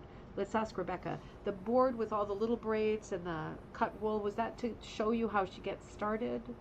Yes. So that's what I got to do in that evening class is we made those little round centers. And she'll put those in rugs and create negative space and mount the little round. There's a name for it that I'm forgetting. Okay. And so she's showing you're starting with 3 pieces, one is longer than the other, and then you're making these sort of bracelets and then braiding it together. And you can see on the bottom the negative space. Oh, I'm going to check. Let's look at the negative space. Oh, I see. Yeah, that's just crazy, isn't it? So she's carved. Okay, let me make this a little bit bigger. I'm glad that Rebecca pointed that out. Hold on. Let me. So remember how she said there was like a lottery thing and 10 people, I think, or some odd got to do this class, and Rebecca was one of them. So fate was smiling on Rebecca that day. I see. So there is hooking in the center. So this is definitely sort of more of a hands-on technique than I thought. The center is just removed, right? It isn't magic, right? We're not talking about a different backing fabric that's hooked and then braided into the border. The center is removed. That's interesting. Did she do that in front of you, create the negative space? So we didn't get to see her making the negative Okay. space. So that board kind of walks walks you through step by step on how Yeah. to make a little round. Yeah. Um, and then she's showing a way where she might put it. She put it in that negative I space. see the little cinnamon roll that she makes. She Yeah. might put it right into the center. Interesting, interesting. But you know, as much as it is a mystery to me, and like I'm not going to do a video tomorrow on hollowing out a space and to accommodate like a braided facet, but it does go to show. It does look like this is not magic, right? She has figured out how to safely carve away at her backing, as well as add to the backing, whether she's doing three-dimensional needle felting or regular felting, or she's adding braiding. She has figured out how to take or leave the backing fabric and how to safely secure it so that she can add and remove elements as she wants. Yeah. Right, that is its own technique. She really owns that, right? I don't know of anyone else who does that specific thing. It's really, in my mind, her thing. It's so different. Hold on one second. Let me just look at what it's nice to have these kinds of boards visible, so um, so people can see what's possible, right? Because unless you know how it's done, and that photo really gave us a great window into how it is done. Until you know how it's done, and here's Chris in this photo here working on her braids. You don't know what the limitations are, right? You don't know how far you can go. It really takes it takes being near someone like Chris who does this so much and has taken the craft so far, looking at her work and seeing what she has figured out over the years. That is the only way that, you know, the average person approaching braiding and experimenting with this sort of more artful variety of braiding. It's the only way that we have any chance of figuring out how what's possible, right? Because you wouldn't intuitively say, "Oh, I'm just gonna make a total departure with this braid. I'm gonna go way out into the border, and then I'm just gonna hook behind it." Right? Doesn't make any sense. It's total departure. We're not going around in a circle. This is something else, right? It really takes seeing someone's work who's evolved such a style and such a reputation to be able to look at it and go, "Oh, okay, I It was sort of know." it was really neat that she had those boards and that table that Yeah, had different process parts of the process. yeah, So you're seeing these exquisite works of art, and then you're like, oh, okay, so it's made up of this, and you start with a braid, and you don't usually see that in the yeah, show. You just see the finished work. yeah, yeah. Yeah, and I guess to some extent, you can't show all of the secrets because then everybody will routinely do all of them. You know, it's like you want to have some things that are like you figured it out. You feel like, you know, this is my thing. I figured this out. I do this. This is what I do. The picture of her we were just looking at, where she's got all the pieces in front of her, is a Yeah. lovely picture. She's working away, busy as a hornet right there, working on her stuff. Now, let's see, because this might conclude the section of the show that is the Chris McDermott show. I think it did. Well, ask Rebecca about this piece, Dolly Dingle paper. Dolly Dingle, is that what it says? Dolly Dingle doll. This was one of the early 20th century comic book characters, right, that appeared in cartoons and comics and stuff like this. This looks like it's done by Grace, it looks like Grace Drayton, teacher self, hooked by Liz Marino. So let's ask about this piece too. That is a beautiful sort of installation piece, a three-dimensional art piece with a little cartoon dolly inside the little dolly's clothing trunk. What an unusual piece that is, and what a great idea. So it really was the star of the show, and it Oh, won first place for we have and it's just for bragging rights. There's no actual prize, but you have first, second, and third in large rugs, and first, second, and third in small, and it won first place in small, hands down. It was so neat. We gave it its own table, and those little outfits that are hanging on a hanger, you can take them off. She's like a paper doll, and you can tie them onto her. It's so clever. And quite a few children come to the show, and they were just captivated by it because there was even a sign saying, "Change her outfit," so people could touch it and play with it. It was really neat. oh my God. I want to Yeah. look at it one more time. That is so cute. Oh, they are on little hangers. Oh my God. Dolly Dingle, how cute is that? That is absolutely precious. What a great piece. You know, it's so fun to find. You and I both love to go antiquing and find treasures. It's so fun to find something, Rebecca, that is like something that you can turn into a piece, right? You can incorporate it into a piece. That was the perfect thing. Yeah. So Yeah, cute. the little doll case. I mean, I would, if I was walking through an antique store and I saw that, I love dolls, so Yeah. I'd be drawn to it and I'd look at it. But my brain wouldn't go, let me create a rug hooked piece. Yeah. So I just thought it was so charming. It's super charming. Such great imagination. Super super creative. That really is cute. So let's see what else we can see from the show. Let's come over here. And oh, okay, we'll have Rebecca walk us through this. We are obviously seeing the same pattern 9, 10 times, including the pillow that's on the chair. So let's hear about the genesis of this display. It's absolutely beautiful. We're looking at the 10. Are those poppies? Yes, the Yeah, puppies. yeah. And was that like a challenge from last year, or is that something people? So these are two friends, Lisa Chandler and Cindy Dwade, and they have a weekly rug group. And these are all their students' work. So they obviously all have the same Oh, pattern, and they were working on them and interpreting in their own way. So it was a long-term project, and I want to say it wasn't necessarily done in person. I think this was an online group that they have. ooh, Yeah, I very thought that successful. was, and I love seeing the same pattern done multiple ways. Always. This And has, yeah, one is framed, one's a pillow. Um, yeah, it's really neat. they're all beautiful. They're so well done, all of them. Has a very Andy Warhol feel, just because I think we're seeing multiples of one thing. Let's look at that one more time. It is so different. You get, obviously everybody's allowed to do their own color plan because they are wildly different. But when put together like this, it does have a pop art feel. It's absolutely beautiful. And it's easy to get sucked into this kind of a display because without comparing, like I like this more than this, you just see the different choices that people have made. And of course, different color choices, you respond or react to them differently from person to person.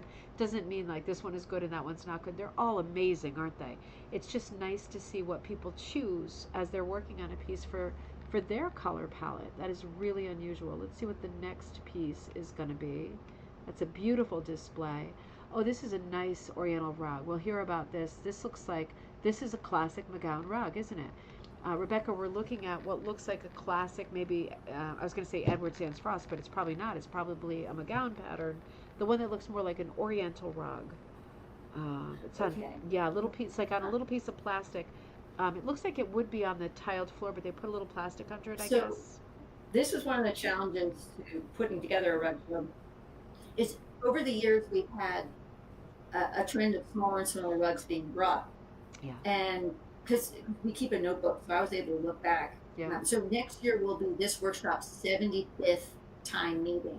So they've been doing rug shows for multiple decades, and it used to be that people would bring much larger rugs. And so I was prepping everyone. I'm like, oh, we're not going to have any big rugs. People don't bring big rugs anymore. We had so many big rugs this year, and so we had to send two of the juniors out to go buy drop cloths because we didn't want to just put them on the floor.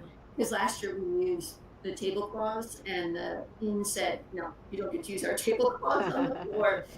So we got clear drop cloths, and so the large rugs were placed on the floor. Let me find. I have.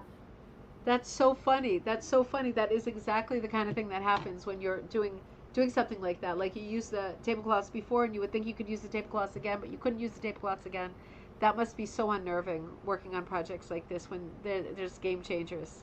Yeah, so that pattern is called Omar. Not going to do it justice. Yep. Khayyyan. Yep. And it was designed by Paul McGowan. The teacher was Betty McClintock, and the woman who hooked it was Dawn Herbert. And that piece, I want to say, was won first place for the large rug. Okay, let's look at that one more time because that really is an extraordinary rug, isn't it? It's not on the floor here, but this definitely reads as a floor rug. It does have all of the early tropes of McGown, right? Of Pearl McGown. All of her early travel years, right? she started working in the 1920s, and when she hit her stride in the 1940s, it was already the war years. But she was doing a little bit of traveling a little bit later when things were quieting down again. She did a lot of traveling to the Far East, to Asia, and she was very inspired by what she saw. And she did a huge series of rugs that are based on motifs that are Eastern motifs.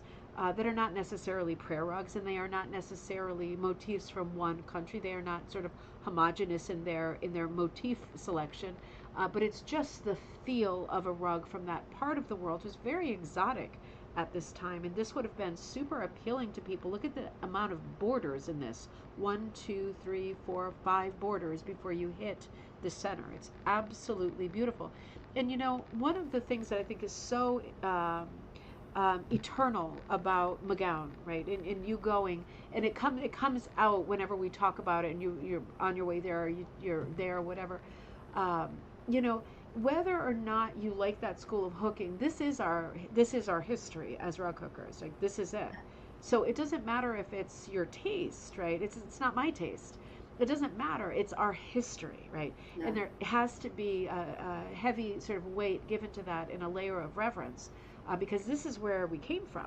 People trying to, using what they had, create rugs that did look like they were manufactured expensive rugs, right? That's where we came from. And this is a great example of a great success of that style of rug, right? That is its own animal. Let's look at one of the other rugs. Let's move away from this one. This is one of the more traditional ones, and I'm not surprised that it won an award. This is something that is new and different. This is the kind of thing that we see more often nowadays. It's a mixed media piece. It has a three-dimensional element, very simply hooked squirrel, right? Very primitive style. Looks like a wider cut wool strip. But then at the bottom, here comes the prestige, like falling leaves, right? It is a moment in autumn, hanging from the bottom, little felted acorns, beautiful flat leaves. This is so different because we often see proddy flowers, three-dimensional flowers and stems. We rarely see three-dimensional autumn leaves.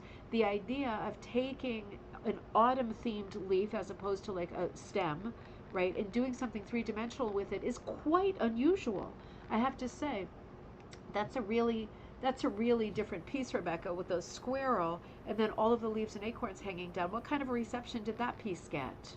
That everybody loved that one, and I hooked that pattern before myself and interpreted it so differently.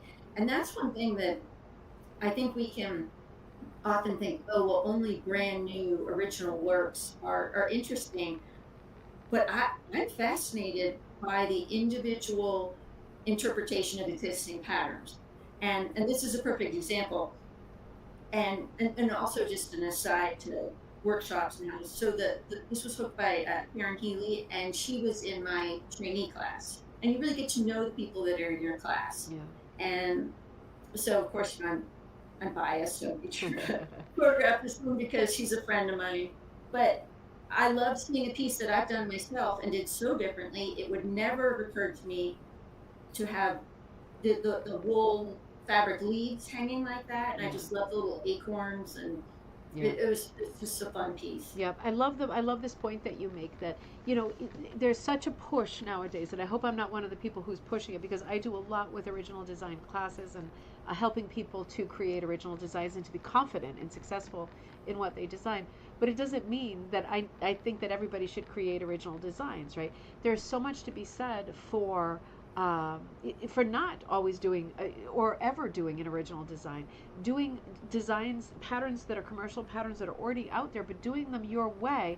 There's so much creativity, and there's still endless possibilities in executing a commercial pattern. It doesn't have to be something that you did from beginning to end. It can be a commercial pattern, but the way that you do it is what matters, right? Yeah, and then also, I'm sure you feel this way, because you create patterns, I create patterns, not nearly as many as you create. But it's thrilling to see multiple people make your pattern. Yeah. And, I think speaking to, oh, I'm just ordering it, with a click or that. No, you're honoring someone else's work. You're now putting your own work and creativity into it. And it's this wonderful collaboration. So It is. It is. I really enjoy it. I love that too. I think it's just incredible, and I think this represents the shift, and then the then and the now. I don't necessarily mean the McGown era, but like moving to a different craft, like a paint by number model kind of a thing, where the whole goal is to create the thing exactly the way as it's been shown. I would, without being controversial, I would say, as a quilter, like I did so much quilting before I was a rug hooker. In doing, for example, applique patterns, you choose your own materials and stuff, but you typically try to do something that's quite similar to what's shown, because often the patterns are so complicated that you don't want to make too many departures because you might not end up with a successful color plan. Rug hooking is different, and it is, I know that there exist people in rug hooking who are designers who don't appreciate it when their work is interpreted in a way that's a real departure from what they did originally. And that really is their own problem, right? That is a problem, and it's their own problem. But I think we are in the majority of people at this point, that when somebody creates or reimagines your own pattern, they're just using the lines, and maybe you're backing, and they do it exactly their own way. It is a great honor to have somebody spend that much time with something that you drew the lines for. And it's not in my opinion, it's just not yours anymore, right? The idea, right. You hand it over like appropriately enough, the Olympic torch, right? You hand it over and it's someone else's project. And I always feel bad when someone says like, oh, I saw, patterns that people have done a lot of, right? I'm just tracing out one of my patterns that is like, it's sold a lot. And occasionally someone will say, well, I'm going to get it, but I know I've seen other people do it, and I know I can't do it like that. And it's like, don't say that, right? Don't say that, because there could be one little thing that you do differently to that pattern that makes me like yours the best. Even if you're not the best technical hooker, there can be some little play on color or some little joke. In the case of the squirrel, the leaves hanging down, each person's imagination, it doesn't always have to do with years of skill or like some kind of divine innate talent. Sometimes it's just you have an idea and the idea works out, and your piece comes out so super special and such a standout, even if you're a beginner, or even if the piece has been done a million times. That's what's so fun about, as you said earlier, seeing pieces that have been done multiple times, like Squirrel. Let's look at what the next piece is. And this is a great inspiration because Squirrel is not a difficult pattern to execute, but having that great idea for the leaves really is something special. Now we're going to have to consult Rebecca on this one because this is incredible. This to me looks like the Dorset buttons. This is truly amazing. Notice how this piece breaks the border. Let me show you this slide, and I think Rebecca showed us a closer up picture. I'm thinking this is the Dorset buttons. Let's ask Rebecca. Lots of three-dimensional quality to the buttons, right? All the yarn kind of hanging. I know there used to be a name for that. I wonder if anybody remembers in crochet when you did the flower rugs. Do you know what I mean? They had like a little loom thing that you would put over the edge so that the loops of your daisy look like a daisy stitch and were actually loopy. Rebecca, we were just looking at the piece that looks like it's made of the is it the Dorset buttons? So that is called Flower Button Tree by Ingrid Hieronymus. She designed it and hooked it.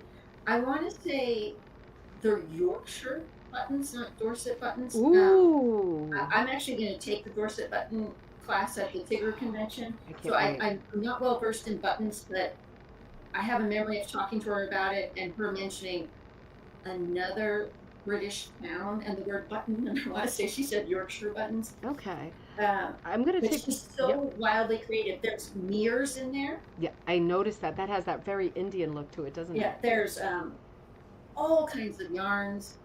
What we call novelty fibers. Yeah. All the different. Some of the buttons are more round and come out. It might be a combination of Yorkshire and Dorset. I'm thinking. I mean, I'm not an expert at all. I know you're taking the Dorset button class. That's not one that I'm taking at Tigger, but I'm curious to see how that goes. I am familiar with doing this sort of spider web and then like doing kind of like a loom, like a spider web loom around it, like a wagon wheel rug, right? If you've ever done a wagon wheel rug. Some of those, let's look really fast. Some of them look like, for example, on the far right, there's one that's kind of got a celery green center and a yellow. that looks like the Dorset button to me because I'm seeing all the kinds of veins, but they might not all be Dorset buttons. And it might be, you know, Dorset is a county that is different than Yorkshire, right? They're two different counties. So it could be that there is a culture or a history of covering buttons in different ways. But the Dorset buttons are covered buttons, right? They're not made from scratch, right? You're not making the button with the fabric. You're making like a cap, like a little shower cap that is drawn over the button, from what I understand. I certainly don't know. It's just what I'm imagining. But we're going to have to ask Rebecca in October, after it's Dorset button time, how far you can go with that technique. And it's interesting that it's being offered at Tigger, right? Because it is a different technique. It's not a rug making technique, but it is a textile technique. And it is one of the infinite textile techniques that you can incorporate into your rug making.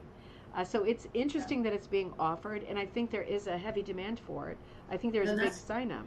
That's why I immediately signed up. And I gravitate towards mixed media, different techniques, and I've yet to meet, fiber that doesn't play well together. So I love this piece, and the background is fabulous.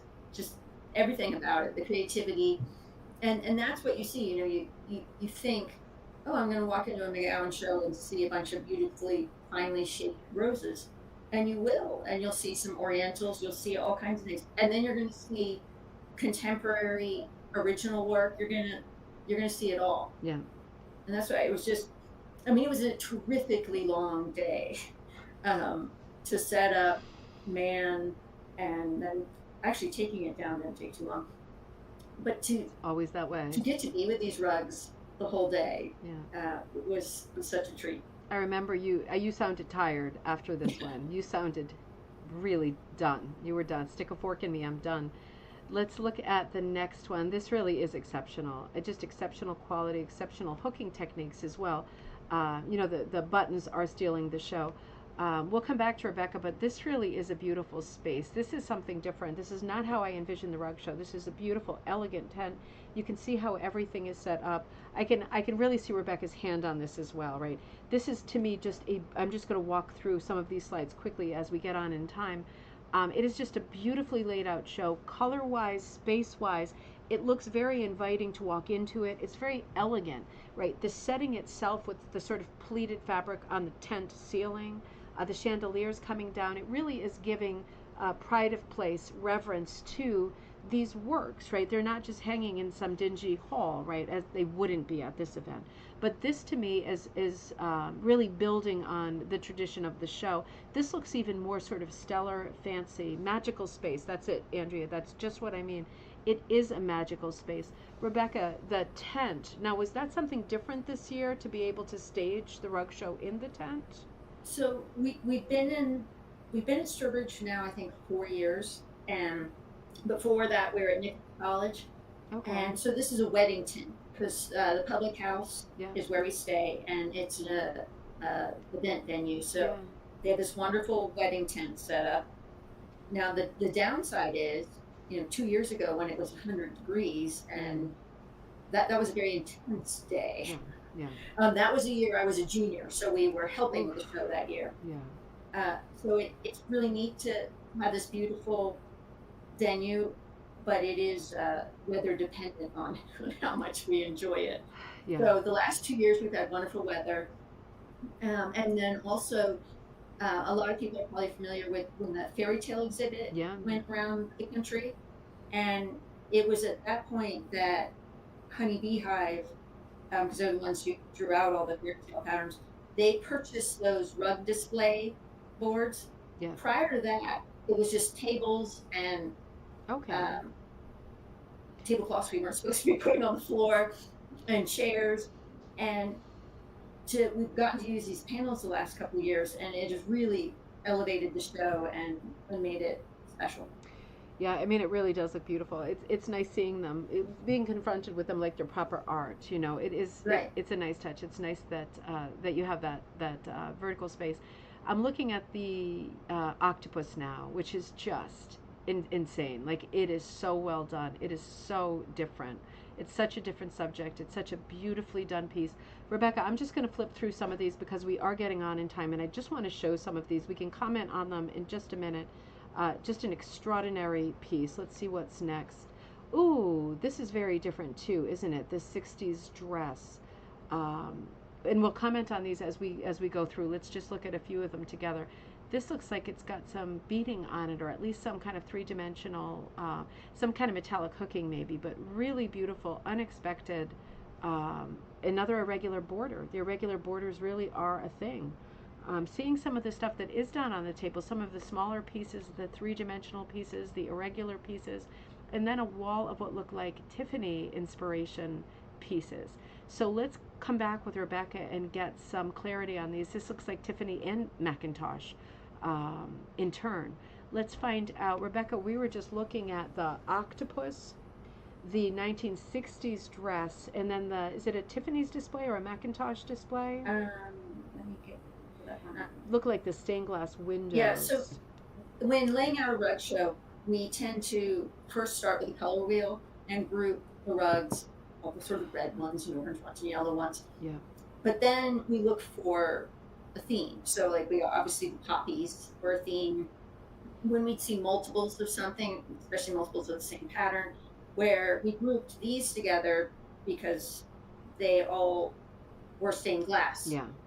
So let me zoom in. So designer on Pearl McGowan and Jane McGowan.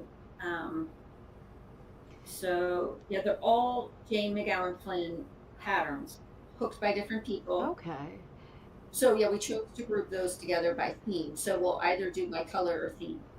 And is it a coincidence that multiple people brought in pieces that look like stained glass? Well, it very well could have been something that was taught the year before. Ah, yep. So Yep. they would have That had makes sense.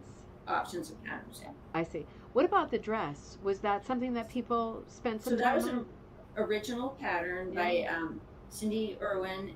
It's fabulous. It's got this beading in it, so it's hooked, and then all the squiggle lines are beads. She's very well known for her incorporating beading, and the pattern is called That 60s Dress. And then next to it, those are go-go boots. Oh my gosh. Yeah. And let me look at the go-go boots. Hold on. Let me go back one. And oh my God. They're hooked. Okay, I thought they were like, I don't know why I thought they were three-dimensional. They're not three-dimensional. They are hooked. Look at the amount of detail on those. Holy Austin Powers. That is absolutely crazy. Those go-go boots are so realistic. It's crazy. They were so. I'm back with you, Rebecca. I'm sorry. Okay. They Well, are they so really- pretty. You do think they're three-dimensional, but they're flat. And the dress, originally I wanted to hang that.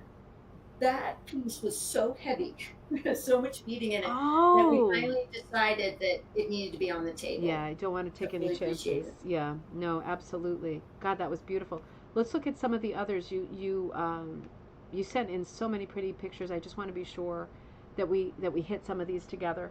We're looking at, and I'll come back to you because we're looking at a framed sunflower in a field, and then we are looking at one of the more traditional designs. Again, one of the what Pearl McGown would have called the exotic. Sorry, I'm just changing my light because it's so bright. The exotic designs, right? That was her kind of word for not North American or European. Those two were beautiful together, and I'm guessing that you put the sunflowers with that sort of Eastern patterned rug, Rebecca, the yellow one, because of the yellow color palette. Right. Yeah. That was a color choice. Yep. That makes perfect sense. They are beautiful together. You know, I feel like, I feel like I know you very well at this point, but I feel like I see your stamp on stuff. Isn't that weird? I mean, I get what you're saying about the color likenesses, and that you would, have the color wheel and try to go through and make sensible decisions about what visually goes together. But I just feel like this is so, I love the order of things. I love the way that everything is classified by color. It all makes sense to me. It makes visual sense to me. There's nothing hodgepodge about this exhibit. It's this, for example, this photo where we're looking at a very colorful pillow, but then we're looking at some pieces on the panel that are red, rich colors, right? Very rich, warm colors. Very unusual pieces too. On the top left, I don't know this pattern at all. It almost looks like it would be a footstool pattern or something. But it's dark in the center and then the 4 flowers on the corners. Very unusual. I've never seen that. The 2 on the top right, maybe pheasants, something like that. I should know that from the booze bottle, right? There's a booze bottle that has those birds on it. Isn't that awful? I'm sorry, that's my reference point. And then down on the bottom right, the pretty red flowers. Again, it has that sort of Art Deco, Art Nouveau look, very Macintosh. Butterflies. And then on the bottom right, very unexpected, a hit or miss pattern with a strong black oval, hit or miss log cabin throughout. But it's a log cabin fill in the background of a rug that really technically was probably meant to be solid with a solid border and the flowers on the top and bottom, but the whole thing has been blinged out with this very intricate, very colorful log cabin repeat pattern. Really unusual. Is it hard putting rugs together that are that different? It is, and that's where you can tell we were in the reds when we You were were in the putting reds, these yeah. together. And I just want to say, just so because I know you, so that one you were saying that had the neat interior, Yeah. Magnus, Yeah. that Yes. she hooked that one. Yeah. Okay, the one So that's the one that the log cabin? no, the first one you were talking about with the black inset. Yeah, with the 4 border. flowers on the top and bottom? Yeah. Oh, interesting. Oh, she is so sweet. So she hooked that one. The one below it is actually multicolores, a Guatemala pattern, but it's hooked with wool. Yes, the flowers with the butterfly. Yep. Yep, that And then makes sense. The log cabin when you were talking about. So when you're going through the McGowan training, that's called grandmother's rug, and at least at the northern workshop that I attended, this is one of the assigned wide cuts that you work on. And so there'll almost always be multiples of this rug showing up in the show. And it was rare that this year we only had one. Because sometimes Really? my training class had 8 people in it. So you can have a lot of them show up. That specific pattern, grandmother's rug. Yeah. And I love this interpretation, the way the log cabin went outside the oval. Yeah. I mean, you wouldn't look at, you've been in my studio and put your feet on my log cabin that's on top of my ottoman. You wouldn't even know it's the same pattern. No. Yeah. No, Totally it's so different. Isn't that interesting? So that is just one of those staple patterns that people do. And by definition, you're going to get an infinite number of variety, from one to the next. And it rotates. So the trainees that are coming in now are doing a different rows than I did 4 years ago. I see. But certain rugs stay around for a while. Yeah. And that's neat. It's fun for us to see, I did that one. And yeah. And then it's also fun when they bring out a new one. Oh, that is so cute. I mean, I just love that idea. I love that. That is such a good example. Let's look at the next slide. I think we have a couple more slides. We are running a little bit over. Sorry about that. So we are looking at a beautiful scroll rug on the top left, right? Classic oval pattern, really beautiful, very strong Jacobean feel to it, right? Underneath, completely different subject. The angelfish, I think it's an angelfish, very colorful. Up on the top right, what a gorgeous border. Simple flower design, but the way that the shading is done on the border, particularly a flower as well, so unusual, so different. It almost looks like an Alphonse Mucha. And then down on the bottom right, this reminds me of the Pisces symbol, the 2 fish next to each other in amidst this whirlpool background with all of these swirls of the blue, and then the lily pad. So again, these are 4 really different compositions, and they're grouped by color. These are more blue, these rugs, right? Really nice setup, and very different rugs again. So these, I was actually grouping by oranges. I'm sorry. Yeah, I'm sure they are. I exited the slide. I know you know. But the blue in that scrolly one, there's blue flowers that tie into the water of the sort of the Pisces one. And they're all wildly different. I mean, obviously the bottom 2 ones are fish, but they have this similar orangey red running through all of them, yellows that show up, but then this juxtaposition of floral and traditional with the realistic aquatic with the stylized wider cut. That's just what made it a lot of fun. But as you were saying that you saw sort of my my stamp on things. Yep. I think the most notable Rebecca stamp on it was the show opened at noon, and we finished setting the show up at 11:59. Well, I I mean, mean, you are a under perfectionist. Yeah. That it's not just in time. that's no reflection on how you work. You just are a perfectionist, and you are the kind of Well, person you can find one more thing in any the, the scenario. the wires actually it slowed us down, because in prior years when we didn't have those boards, most things were put on the floor and on tables, and you can do that quite Yeah. quickly. But to hang them on those wires, we had to attach large safety pins on the back of the rugs very carefully, Oh, and then uh-oh. those hang on the wires, because most of the rugs are too heavy to just T-pin into that felt. You can't do that, so they have to hang. Oh, because there wasn't super cushy. You like it was just Yeah. okay. Wow, So so the unexpected. actual hanging Yeah. took a tremendous amount of time. Whoa. All right. Well, that makes sense. That would have had me panicked, properly panicked.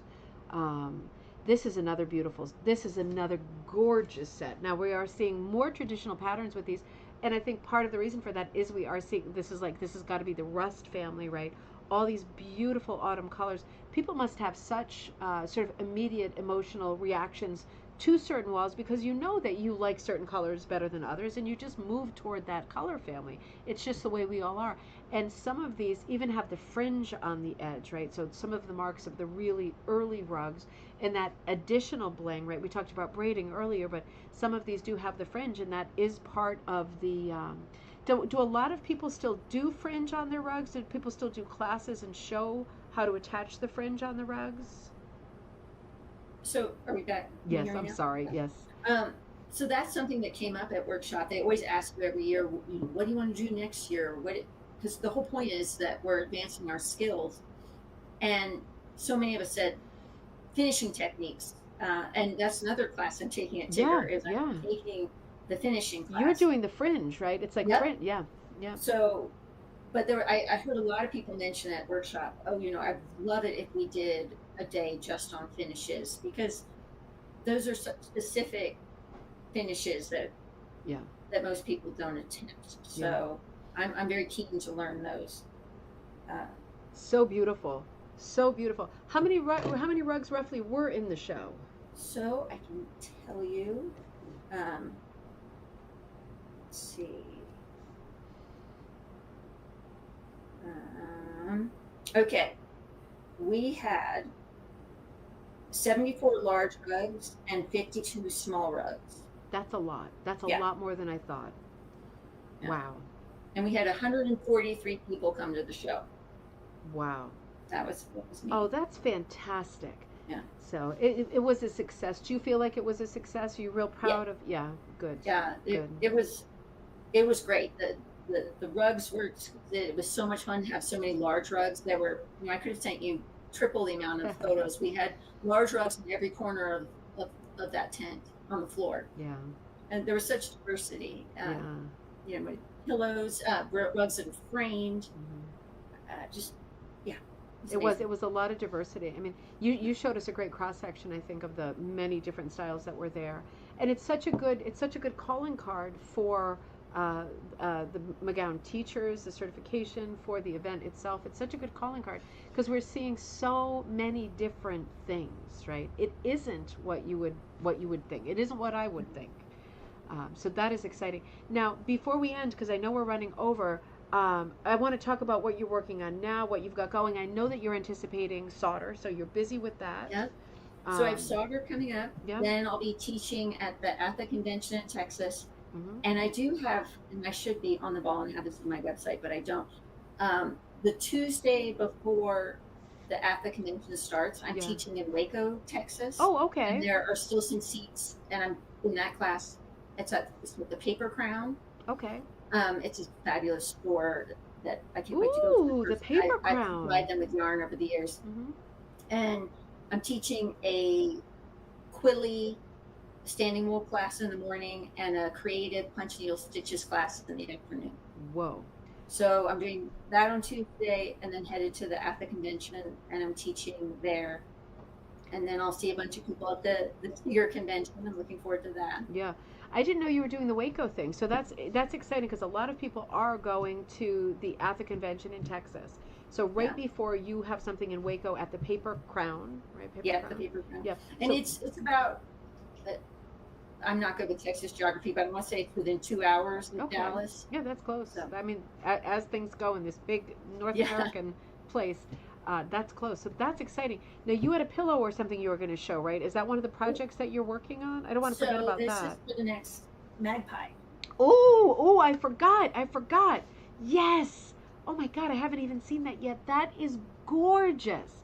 So this will be in the next Magpie Times, the one that we're collecting for now that the deadline is August 10th, something like that. And it's the background is reverse punched. Oh yeah. So Yeah. so all the leaves are raised. Ooh, that is a great technique. God, that's beautiful. I love the colors. So Such a yeah, great piece. And you're it's a thinking fun. about maybe teaching that particular thing. Yes, I was thinking that that would be a fun. You and I talked for years Yeah. about me teaching uh, for ribbon candy. So Yeah. I'll. I think we're looking at offering that as a Zoom class. Yeah. So Like we that. have been talking about this. We've been talking about this for the last couple of years, just trying to make it work. So the idea is that I want to start doing more teaching through ribbon candy, and I can't do it all, right? I just can't do it all. So you're like the first person that I'm thinking about working with because you do such different work. You do such good work. I think it would make a lot of sense if we put together some classes, and I think this is a great first class to do because this piece with the leaves will be in the upcoming issue of Magpie Times. It'd be a great opportunity. We'll put together a class. We'll figure it out. We're going right into the season where it would make sense.